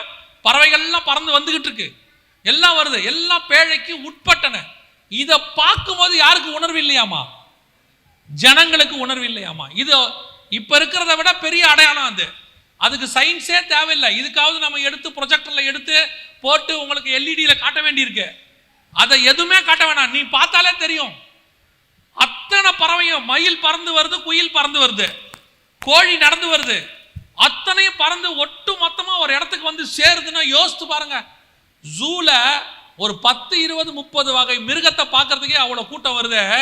30,000 வகை 40,000 வகை ஒரு இடத்துக்கு வரும்போது ஜனங்க எப்படி பார்த்துருக்கணும்? இவ்வளவு நடக்குது. ஆனா ஜனங்களுக்கு மட்டும் என்ன இல்லையாமா? உணர்வு இல்லை. ஆண்டவர் சொல்றாரு அதே மாதிரி தான் இப்ப கர்த்தர் சொன்ன எல்லா அடையாளங்களும் துல்லியமாய் நடக்கிறது. வானத்தின் அடையாளங்களும் பூமிக்குரிய அடையாளங்களும் குளோபல் வார்மிங்ல இருந்து எல்லாம் தெரியுது. நீங்க ஆண்டவர்கிட்ட போயிட்டு எனக்கு தெரியாத ஆண்டவரே, அறிவிக்கிறவன் இல்லாவிட்டால் நான் எப்படி தெரிந்து கொள்வேன்னு காந்தாக மந்திரி மாதிரி கேட்டீங்கன்னா கர்த்தர் கேட்பாரு, செல்போன் எது நல்லா இருக்குன்னு பார்த்து வாங்க தெரியுது இல்ல, எது எத்தனை ஜிபி ரேம், எவ்வளவு ஸ்டோரேஜ், முன்னாடி கேமரா என்ன டிஸ்பிளே, பின்னாடி கேமரா எத்தனை பிக்சல். ஒரு கார் வாங்கறதுக்கு 10 இடத்துல ஏறி இறங்க தெரியுது, ஒரு புடவை வாங்கறதுக்கு 100 கடை ஏறி இறங்க தெரியுது. இதுக்கெல்லாம் இவ்வளவு ஏறி இறங்க தெரிஞ்ச உனக்கு என்னுடைய நாள் வருதுன்னு மட்டும் உனக்கு தெரியாதான்னு கேட்பாரு. கேட்க மாட்டாருன்னு நினைக்காதீங்க. வாசிங்க லூக்கா எழுதின சுவிசேஷம் 12ஆம் அதிகாரம் 51வது வசனத்திலிருந்து வாசிங்க பார்ப்போம். லூக்கா எழுதின சுவிசேஷம் 12ஆம் அதிகாரம் 54வது வசனத்தை வாசிங்க. 4லிருந்து வாசிங்க. பின்பு அவர் ஜனங்களை நோக்கி மேற்கே மேகம் எழும்புகிறதை நீங்கள் காணும்போது மழை வரும் என்று சொல்லுகிறீர்கள், அந்தபடி ஆகுமா? அவ்வளோ கரெக்டா கால்குலேட் பண்ண தெரியுது இல்ல? மழை அப்படி பார்த்தா நல்ல மேகம் கருத்துக்கிட்டே வருது, மழை வரும். வருதா இல்லையா? வருது. அடுத்து தென்றல் அடிக்கிறதை நீங்கள் காணும்போது உஷ்ணம் உண்டாகும் என்று சொல்லுகிறீர்கள். காத்து அடிக்குதுப்பா, நைட்டு ரொம்ப சூடா இருக்கும் போல, சொல்ல தெரியுது இல்ல? அதே மாதிரி ஆகுதா? வாசிங்க. மாயக்காரரே, ஐயையோ, இதை நான் சொன்னா நீங்க திட்டுவீங்கல்ல, இதை நான் சொன்னா திட்டுவீங்கல்ல. ஏசுநாதர் சொல்றாரு, டேய் மாய்மாலக்காரனே, பூமியின் தோற்றத்தையும் டிஸ்கவரி சேனலையும் வானத்தின் தோற்றத்தையும் நேஷனல் ஜியோகிராபிக்கல் சேனலையும் நிதானிக்க உங்களுக்கு தெரியும், உட்கார்ந்து டெய்லி பார்க்க தெரியுது இல்ல? இந்த காலத்தையோ எப்படி கரெக்டா இருக்கா? உட்கார்ந்து national geographical channel, Discovery channel, animal planet, WWF, IPL, எவன் ஜெயிப்பான் எவன் தோப்பான், எந்த கட்சி ஆட்சிக்கு வரும் எந்த கட்சி ஆட்சிக்கு வராது, இவர் எவ்வளவு ஓட்டு வாங்குவாரு, இது தேரும் அது தேராது, எல்லாத்தையும் சொல்ல தெரிஞ்ச மாயக்காரனே, வாசிங்க. இந்த காலத்தையும் நிதானியாம இத மட்டும் உனக்கு தெரியாம போனது என்னன்னு கேட்கிறார். கேள்வி சூப்பரா இருக்குல்ல? நான் கேட்கலையாமா, ஏசுநாதர் கேட்கிறாரு. அன்னைக்கு யூதனை பார்த்த கேட்ட கேள்வி இன்னைக்கு சபையை பார்த்து கேட்பாரு. செல்போன் வாங்க தெரியுது, கார் வாங்க தெரியுது, மொபைல் வாங்க தெரியுது, சட்டையை எந்த சட்டை வாங்கணும் தெரியுது, லூயிஸ் பில்பி தான் வாங்குவேன்னு சொல்ற. இவ்வளவு தெரிஞ்ச டே மாயக்காரனே, இது மட்டும் தெரியுது? புடவையில எந்த புடவை வாங்கணும், எது வாங்கக்கூடாது, எந்த கலர் வாங்கணும், பிளவுஸோட இருக்கா பிளவுஸ் இல்லாம இருக்கா, இதெல்லாம் வாங்க தெரிஞ்ச மாயக்காரியே அப்படின்னு ஆண்டவர் கேட்பார். நான் கேட்டா நீங்க கோச்சிப்பீங்க, நான் ஏன் கேட்கிறேன்? அதான் நான் சொல்லுவேன், நாங்கள்லாம் உங்களை பார்த்து ரொம்ப அன்பா பேசிட்டு இருக்கிறோம், நீங்கள்லாம் எங்களை ஏமாத்துறீங்க. எனக்கு பதிலாக யோவான் ஸ்நானனை எழுப்பி விட்டு அவங்களை என்னன்னு கூப்பிடுவாப்புல. சபையை ஒரு நாள் யோவான் ஸ்நானன் கொடுத்துட்டு, சார் ஒரு மெசேஜ் கொடுங்கன்னா அவங்களை என்னன்னு கூப்பிடுவாப்புல. டே விரியன் பாம்பு குட்டியே, சரி வேணாம், ஏசுநாதரை கூப்பிட்டு விட்டு அவர் என்ன பேசுவாரு? ஏ வெள்ளை அடிக்கப்பட்ட கல்லறையே, கேட்பாரா மாட்டாரா? இவ்வளவு ரத்தம் சிந்தி சம்பாதிச்ச தன்னுடைய சொந்த ஜனத்தை பார்த்து கர்த்தர் கேட்கிற கேள்வி. நீங்க ஏமாற்ற முடியாது. யோவான் ஸ்நானகனுக்கும் இயேசுக்கும் ஒரு வித்தியாசம் உண்டு. யோவான் ஸ்நானகன் வனாந்தரத்தில் பேசுவான், இயேசு ஊருக்குள்ளே பேசுவார். 2 பேருக்கும் டிஃபரன்ஸ் இருக்குது. கர்த்தர் சபைகளுக்கு நடுவிலே உலாவுகிறவர், உன்னோடு கூட பேசி கொண்டிருக்கிறார். நீ அவரை ஏமாற்ற முடியாது. இனி காலம் செல்லாது. விஞ்ஞானி கெடு விதிச்சிட்டான், அவன் டைம் சொல்லிட்டான். நம்ம ஆண்டவர் டைம் சொல்லலை. நம்ம ஆண்டவர் இன்னும் கிருபையாக இருக்கிறார். இன்னும் உன்னை மீட்க விரும்புகிறார். இன்னும் உனக்கு கர்த்தர் பாதுகாக்க விரும்புகிறார். கடைசி கட்டத்துக்கு பூமி வந்திருக்கிறது. எந்த நேரமும் கர்த்தருடைய வருகை சம்பவிக்கும். நமக்கு அழிவை பற்றி கவலையே கிடையாது. அது நடந்தாலும் சரி, நடக்கா விட்டாலும் சரி, அது நமக்கு இல்லை. அதுக்கு முன்னாடி சம்பவிக்க போகிற வருகைக்கு நீங்களும் நானும் ஆயத்தமாக இருக்கிறோமா? அதுதான் நமக்கு கர்த்தர் கொடுத்திருக்கிற கேள்வி. இதெல்லாம் வருகைக்கு பின்னாடி நடக்க வேண்டியது. நான் ஆரம்பத்திலே சொன்னேன், வருகைக்கு பின்னாடி நடக்க வேண்டியதுக்கே உலகம் இவ்வளவு ஆயத்தமாய் இருக்குமானால் அதுக்கு முன்பாக நடைபெற போகிற வருகைக்கு நீங்களும் நானும் எவ்வளவு ஆயத்தப்பட வேண்டும்? அதுதான் ஆண்டவர் நமக்கு கேட்குற கேள்வி. இந்த வருகையில் போகிறதுக்கு நான் என்ன செய்யணும்? 7 காரியங்கள் இருக்கு. அதை மாத்திரம் சொல்லிட்டு நான் முடிக்கிறேன். நான் ஒரு 10 நிமிஷம் மட்டும் எக்ஸ்ட்ரா எடுத்துக்கிறேன். 7 காரியங்கள் நீங்கள் செய்தால் வருகையில் போவது எளிது. முதலாவது, இயேசு கிறிஸ்துவின் ரத்தத்தினாலே பாவ மன்னிப்பின் நிச்சயத்தை பெற்றிருக்க வேண்டும். இயேசு என் பாவத்தை மன்னிச்சாருங்கிற நிச்சயம் இருக்கணும். இல்லை நான்லாம் கிறிஸ்தவ குடும்பத்தில் பிறந்திருக்கிறேன், நான்லாம் ரொம்ப வருஷமாக கிறிஸ்டின், 3 தலைமுறை கிறிஸ்டின், 4 தலைமுறை கிறிஸ்டின், எங்களுக்கெல்லாம் 150 வருஷம் பாரம்பரியம் இருக்குது, நீங்கள் என்ன வேணால் வச்சுக்கோங்க. வசனம் சொல்லுது, என் தாய் என்னை பாவத்தில் கற்பம் தரித்தாள். பிறந்த அத்தனை பேருக்கும் ரட்சிப்பின் அனுபவம்னு ஒன்று இருக்கணும். இருதயத்தில் விசுவாசித்து வாயில் அறிக்கை பண்ணணும். இயேசு என் பாவத்தை மன்னிச்சாருங்கிற நிச்சயம் இருக்கணும். அந்த நிச்சயம் இருக்குமானால் உனக்குள்ளே ஒரு ரட்சிப்பின் சந்தோஷம்னு ஒன்று வரும். அது வந்திருக்க வேண்டும். இருக்கா? இல்லாவிட்டால் இன்னைக்கு ஆண்டவர்கிட்ட உங்களை ஒப்பு கொடுங்க. ஆண்டவரே, என் உள்ளத்தில் வாரும், என் பாவத்தை மன்னியும், உங்களுடைய பிள்ளையாய் என்னை ஏற்றுக்கொள்ளும் ஒப்பு கொடுங்க. அப்போ நீங்கள் ரட்சிக்கப்படுவீர்கள். பல நேரத்தில் தாய் தகப்பன் ரட்சிக்கப்பட்டு வராங்க, ரட்சிக்கப்படாமல் கூட பிள்ளைகள் வந்துட்டு போயிட்டு இருக்கு. நாம் நினச்சிக்கிறோம் முழு குடும்பமும் ரட்சிப்பின் அனுபவத்தில் இருக்குன்னு. இல்லை, பல இடத்துல கணவன் ரட்சிக்கப்பட்டிருக்காரு, மனைவி ரட்சிக்கப்படலை. சில இடத்துல மனைவி ரட்சிக்கப்பட்டிருக்கு, கணவன் ரட்சிக்கப்படலை. அதனால் ரட்சிப்பின் அனுபவம் எல்லாருக்கும் வேணும். 2வது, பிதா குமாரன் பரிசுத்தாவின் நாமத்தினாலே தண்ணீரில் மூழ்கி ஞானஸ்தானம் எடுத்திருக்கு. வேற எந்த ஞானஸ்தானத்தையும் வேதம் சொல்லவில்லை. தண்ணீரில் மூழ்கிற ஞானஸ்தானம் தான் ஞானஸ்தானம். நான் குழந்தையிலே எடுத்துட்டேன், சின்ன வயசுலேயே கொடுத்துட்டாங்க, ஒரே ஞானஸ்தானம் தானே, அதுக்கு வேற இன்னொன்று எடுக்கணுமா? ஞானம் வந்த பிறகு எடுக்கிற ஸ்நானம் தான் ஞான ஸ்நானம். ஞானம் எப்போ வரும்? கர்த்தருக்கு பயப்படுதலே ஞானத்தின் நீதிமொழிகள் 1:7 சொல்லுது. எப்போ கர்த்தருக்கு பயப்படுவோம்? தீமை விட்டு விலகுதலே கர்த்தருக்கு பயப்படுகிற பயம். அப்போ ஞானஸ்நானம் எப்போ எடுக்கணும்? தீமை விட்டு விலகி கர்த்தருக்கு பயந்து இனி பாவம் செய்ய மாட்டேன்னு அறிக்கை செய்து பாவத்துக்கு மரித்து நீதிக்கு உயிர்த்தெழுதல். இதுக்கு பேர் தான் ஞானஸ்நானம். இந்த ஞானஸ்நானம் எடுத்திருக்கிறீங்களா? எடுக்காவிட்டால் எடுத்தே ஆகணும். இல்லாவிட்டால் பரலோக ராஜ்யத்தில் பிரவேசிக்க முடியாதுன்னு வசனம் சொல்லுது. சிலர் கேட்பாங்க, கள்ள ஞானஸ்நானம் எடுத்தானா அப்படின்னு கேட்பாங்க. கள்ள ஞானஸ்நானம் எடுத்தானான்றது முக்கியம் இல்லை, பக்கத்தில் தொங்குற இயேசுநாதர் எடுத்திருக்கிறார், அதனால எடுக்கணும். நீ ஏன் கல்லனை பார்க்குற? ஒருத்தர் வந்து என்னை கேட்டார், ஐயா கள்ள ஞானஸ்நானம் எடுத்தானா? கள்ள ஞானஸ்நானம் எடுத்தல, நீயும் கல்லனா இருந்தா எடுக்காத, நல்லவனா இருந்தா எடு. போனவர் தான் அதுக்கப்புறம் ஆளை காணும்.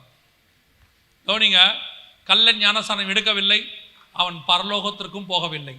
அவன் போனது பாரடைஸ், ஆவிகள் இளைப்பாறுகிற இடம். பரலோகத்துக்குள் பிரவேசிப்பதற்கு என்ன வேணும்? ஞானஸ்நானம் அவசியமாக இருக்கிறது. ஞானஸ்நானம் கண்டிப்பாக எடுக்கணும். 3வது, எபேசியர் 4:30 சொல்லுகிறது, மீட்கப்படும் நாளுக்கென்று முத்திரையான பரிசுத்த ஆவியானவர். பரிசுத்த ஆவியின் அபிஷேகத்தை கண்டிப்பாக பெற்றிருக்க வேண்டும். அவர்தான் மீட்கப்படும் நாளுக்கென்று முத்திரைன்னு இருக்கு. சீல், நம்ம மேலே போட்டிருக்கிற சீல், இந்த சீல் இருந்தால் தான் டேக் ஆஃபே ஆகுமா. நிறைய பேர் பரிசுத்த ஆவி இல்லைம்பாங்க. அதெல்லாம் ஆவியெல்லாம் இல்லைங்க, அவரெல்லாம் ஒரு ஆள் தத்துவம்லாம் இல்லை. எனக்கும் பரிசுத்த ஆவி இருக்கிறதுனால தான் நானே இப்படி இருக்கேன். பரிசுத்த ஆவியானவர் உண்டு. அவர்தான் சபையை நடத்துகிறவர், அவர்தான் சபையின் மூத்த போதகர். அவர் ஆள் தத்துவம் உண்டு. ஆவியானவர் சபைகளுக்கு சொல்லுகிறதை காது உள்ளவன் கேட்க கடவன். அதெல்லாம் தாண்டி சொல்றேன், பரிசுத்த ஆவி இருக்கிறாருங்கிறதுக்கு நாங்கள் சாட்சிகளாக இருக்கிறோம். எங்களுக்குள் பரிசுத்த ஆவியானவர் இருக்கிறார். அதனால சொல்றோம், பரிசுத்த அபிஷேகத்தை நீங்கள் பெற்றுக்கொள்ள வேண்டும். சபையில் நடக்கிற கூட்டத்திலேயோ அல்லது நீங்கள் தனிப்பட்ட முறையிலேயோ ஜெபம் பண்ணும்போது வசனம் சொல்லுது, மாம்சமான யாவர் மேலும் என் ஆவியை ஊற்றுவேன். கண்டிப்பாக பரிசுத்த அபிஷேகத்தை பெற்றுக்கொள்ள வேண்டும். 4வது, வேறுபாடுள்ள வாழ்க்கை. அப்போஸ்தலர் நடபடிகள் 2:40 சொல்லுது, மாறுபாடான இந்த சந்ததியை விட்டு விலகி உங்களை ரட்சித்துக் கொள்ளுங்கள்னு இருக்கு. உங்களுக்கும் உலகத்துக்கும் என்ன இருக்கணும்? வேறுபாடு, டிஃபரன்சியேஷன் லைஃப். உலகத்துக்கு ஒத்த வேஷம் தரிக்காதிருங்கள்னு ரோமர் 12:1 சொல்லு. இன்னைக்கு உலகம் சபைக்குள்ள வருது. ஒரு காலத்தில் சபை உலகத்துக்கு போய் உலகத்தை சபையா மாத்துச்சு. இன்னைக்கு சபைக்குள்ள உலகம் வந்து சபையை உலகமா மாத்திக்கிட்டு இருக்கு. இன்னைக்கு எல்லா விதத்திலும் உலகம் சபைக்குள்ள வந்துருச்சு. ஒரு மூத்த போதகர் இந்த பிரசங்கத்தை கேட்டுட்டு எனக்கு பதில் சொல்ற மாதிரி என்னை திட்டி ஒரு போட்டிருந்தார். ஓ, உலகம் வருது உலகம் வருதுங்கிற, சபைக்குள்ள உலகம் வருயா? டிவி வருது, மானிட்டர் வருது, மைக் வருது. அப்போ இதெல்லாம் உலகம் இல்லையா? எனக்கு அவரை பார்த்தா பாவமாக இருந்துச்சு. இன்னும் நம்ம என்ன சொல்றோன்றதே அவருக்கு புரியல. உலகம் என்பது பொருளில் இல்லை, உலகம் என்பது உனக்குள் இருக்கிறது. உனக்குள் உலகம் வரக்கூடாது. அன்னைக்கு எல்லாரும் கவுன் போட்டுக்கிட்டு இருந்தாங்க நீளமா, அதனால நம்ம இன்னைக்கு நீளமா அங்கேயா போட்டிருக்கிறோம். அன்னைக்கு எல்லாரும் வேஷ்டி கட்டியிருந்தோம், இப்போ நம்ம எல்லாம் வேஷ்டியா கட்டியிருக்கோம். பேண்ட் வந்துச்சுன்னா உலகம் வந்துச்சுன்னு அர்த்தமா? இல்லை, அத உலகம் இல்லை, உலகத்தினுடைய சிந்தனை உள்ள வருது. அதான் நேத்து சொன்னேன், உலகம் சொல்லுகிறதை சபை சொல்லக்கூடாது, சபை சொல்லுகிறதை உலகத்தால் சொல்ல முடியாது. நான் சொல்றது புரியுதா? உலகம் என்ன சொல்லுது? நீ பணக்காரனாவது எப்படி? உலகம் என்ன சொல்லுது? 100 வயது வாழ்வது எப்படி? உலகம் என்ன சொல்லுது? புகழ் அடைவது எப்படி? உலகம் என்ன சொல்லுது? அழகாயிருப்பது எப்படி? இது எதையுமே சபை சொல்லக்கூடாது. ஏன்னா அதான் உலகம் சொல்லிருச்சு, அதுக்கப்புறம் இது சபை சொல்லணும். சபை சொல்றத உலகத்தால சொல்ல முடியாது. என்ன தெரியுமா? சிலுவை சுமப்பது எப்படி, நித்திய ஜீவனை சுதந்தரிப்பது எப்படி, பரிசுத்தமாய் வாழ்வது எப்படி, தேவனோடு கூட சஞ்சரிப்பது எப்படி, தேவனை போய் பார்ப்பது எப்படி, இதெல்லாம் சபை மட்டும்தான் சொல்ல முடியும், உலகத்தால சொல்லவே முடியாது. அதுக்கு தான் சர்ச். அப்ப இங்க வரும்போது நீங்க உலகத்தை எதிர்பார்க்க கூடாது. இங்க வரும்போதும் எப்படியாவது இந்த வருஷம் ஆண்டவர் என்னை 100 மடங்கு, உலகத்தான் ஒழுங்கா வேலை செய்யறான், ஆசீர்வதிக்கப்படுறானா இல்லையா? ஆசீர்வதிக்கப்படுறானா இல்லையா? நீங்க போய் பாருங்க, நீங்க யோசிச்சு பாருங்க. ஒரு உலகத்தார் ஒருத்தர் கொத்தனாரோ கார்பெண்டரோ கூப்பிட்டு பாருங்க, 9 மணி வேணா கரெக்டாக 9 மணிக்கு வந்துடுவார். வேலையை சொல்லி பாருங்க, கரெக்டாக செய்வார். நம்மால கூப்பிடுங்க 9:30 தான் வருவான். வரும்போதே பிரைஸ் தி லார்ட் பாஸ்டர், நீங்க அவனை திட்டவே முடியாது. மறுநாள் காலையில் 7 மணி வேலைக்கு 9 மணிக்கு தான் வருவான். என்ன brother late? All night prayer போயிருந்தேன் பாஸ்டர். அப்புறம் வந்து நம்மகிட்டே சொல்லுவான், நல்லா தான் பாஸ்டர் வேலை பார்க்குறான், ஆனால் ஆசீர்வாதமே இல்லை, சோம்பேறி. நல்லா தெரிஞ்சுக்கொள்ளுங்க, உண்மை உள்ள மனுஷன் பரிபூர்ண ஆசீர்வாதங்களை பெறுவான். அது உலகத்தானா இருந்தாலும் சரி, ஆவிக்குரியவனா இருந்தாலும் சரி. அதை தேடி இங்கே வரக்கூடாது. அதே காரியத்தை நீங்கள் ஒழுக்கமாக வேலை செய்யுங்க, ஆசீர்வாதம் தானாக வரும். அந்த ஆசீர்வாதம் வேதனை இல்லாமல் இருக்கிறதுக்கு தான் சபை உங்களுக்கு உதவி செய்யுது. உலகத்தான் நல்லா சம்பாதிக்கிறான், குடிச்சு செலவு பண்ணிடுறான். உலகத்தான் நல்லா சம்பாதிக்கிறான், ஏதோ ஒரு சாபம் போயிடுது.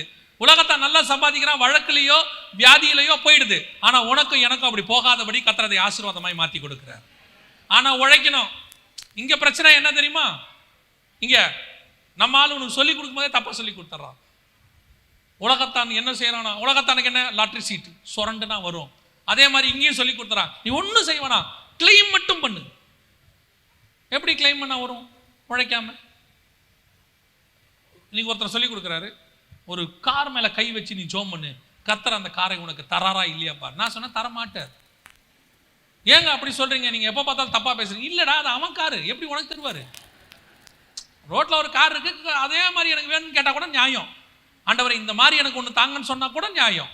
அந்த காரை கை வச்சு இதை எனக்கு கர்த்தர் தந்ததுக்காக சோத்திரம். எப்படி தருவாரு? அது அவன் கார் இல்லையா?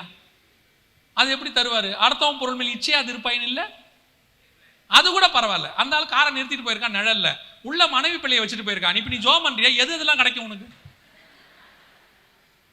லூசு பயிலோ. அதே பையன் அவன் பையனுக்கு சொல்ல, தம்பி நீ படிக்க வேண்டாம், கிளைம் பண்ணு, நான் 100 எடுப்பேன், நான் 100 எடுப்பேன், நான் 100 எடுப்பேன்னு சொல்லிக்கிட்டே இரு. மார்க் 100 வருமா? அது மட்டும் சொல்ல தெரியுதுல்ல, படிக்காம எப்படா வரும்? அதே மாதிரி வேதத்தில் சொன்னதை கை கொள்ளாம எப்படா ஆசீர்வாதம் வரும்?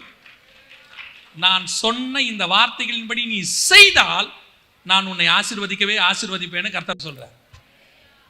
இந்த கிரேஸ் டாக்டரின் ஹைப்பர் கிரேஸ் உன்னை கொண்டாந்து உன்னை ஏமாத்துறான், சோம்பேறி ஆக்குறான், ஆவிக்குரிய சோம்பேறி ஆக்குறான் உங்களை. இதுதான் இன்னைக்கு வேறுபாடு உள்ள வாழ்க்கையில ரொம்ப முக்கியம். உலகத்தை அப்படியே கொண்டாந்து உன் மைண்ட்ல திணிக்கிறான். அதுதான் உலகம். உலகத்தான் என்ன ஆசைப்படுறானோ உன்னை ஆசைப்பட வைக்கிறான். உன்னுடைய ஆசை இதல்ல, கீழானவைகள் அல்ல, மேலானவைகளையே நாடுங்கள், பிதாவின் வலது பாரசத்தில் உள்ள மேலானவைகளை நாடுங்கள். நீங்க அதை கேளுங்க, இங்க என்ன தேவையோ அதை கர்த்தர் உங்களுக்கு தானா தருவார். நமக்கு இந்த பூமிக்குரியவர்கள் அல்ல, ஆண்டவர் தெளிவா சொல்லி வச்சிருக்கிறார். இது கொஞ்ச காலம், முடிவுக்கு வரும். நாம் நித்தியமாய் அங்கே இருக்க போகிறோம். 5வது, சுவிசேஷம் அறிவித்தல் உங்கள் மேல் விழுந்த கடமை. You must preach gospel. நீங்கள் சொல்லாவிட்டால் உங்களுக்கு ஐயோ. நீங்கள் சரியாக ரட்சிக்கப்பட்டீங்கன்னா சுவிசேஷம் தானாக சொல்லுவீங்க. ஏன்னா அந்த ரட்சிப்பின் அனுபவம் இருக்குல்ல, அது ஒரு விதமான சந்தோஷம். அதை வச்சுக்க சொல்லாது, யாருக்கிட்டையாவது சொல்ல சொல்லும். அப்படி சொல்ல தோணுனாதான் நீ ரட்சிக்கப்பட்டிருக்க முழுசான அர்த்தம். நான் ரட்சிக்கப்பட்டேன், நான் சபைக்கு போகிறேன், நான் போகிறதும் தெரியாது வர்றதும் தெரியாது, நான் பாட்டு கடைசி பெஞ்சில் போய் உட்காருவேன், கடைசி ப்ரேயரில் யாருக்கும் தெரியாமல் ஏஞ்சி வந்துடுவேன். இதே மாதிரி உங்கள் வீட்டில் சொல்லுங்க பார்ப்போம். நான் வீட்டுக்கு போகிறது என் மனைவிக்கு தெரியவே தெரியாது. அவள் தூங்கின பிறகு போவேன், முழிக்கிறதுக்கு முன்னாடி ஏஞ்சி வந்துடுவேன். அப்புறம் என்ன கேட்பாங்க, நீ எதுக்குடா வீட்டுக்கு வர கேட்பாங்களா இல்லையா? அதே கேள்வி ஆண்டவர் கேட்பாரா இல்லையா? இன்னைக்கு நிறைய பேர் சபைக்குள்ள எந்த பிரயோஜனமும் இல்லை.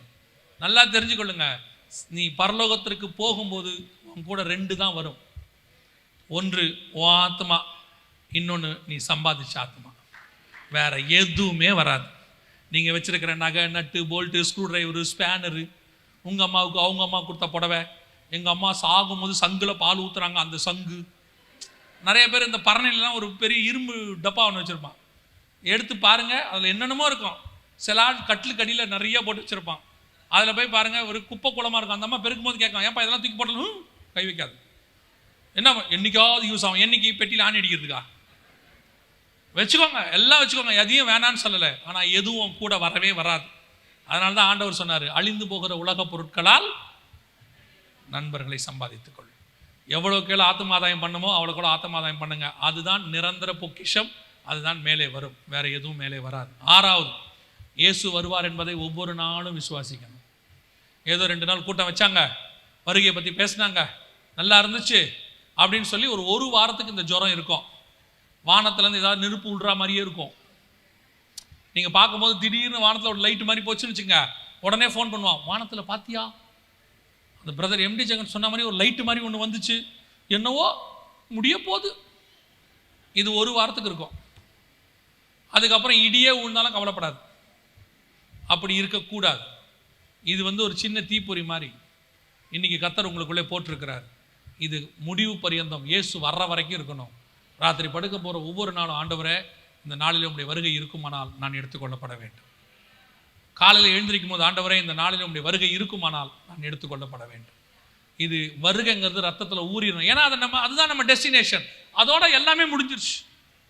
7வது, கடைசியாக முடிவு பரியந்தம் நிலை நிற்கிறவனே ரட்சிக்கப்படுவான். இந்த 6லும் கடைசி வரைக்கும் நிற்கணும்.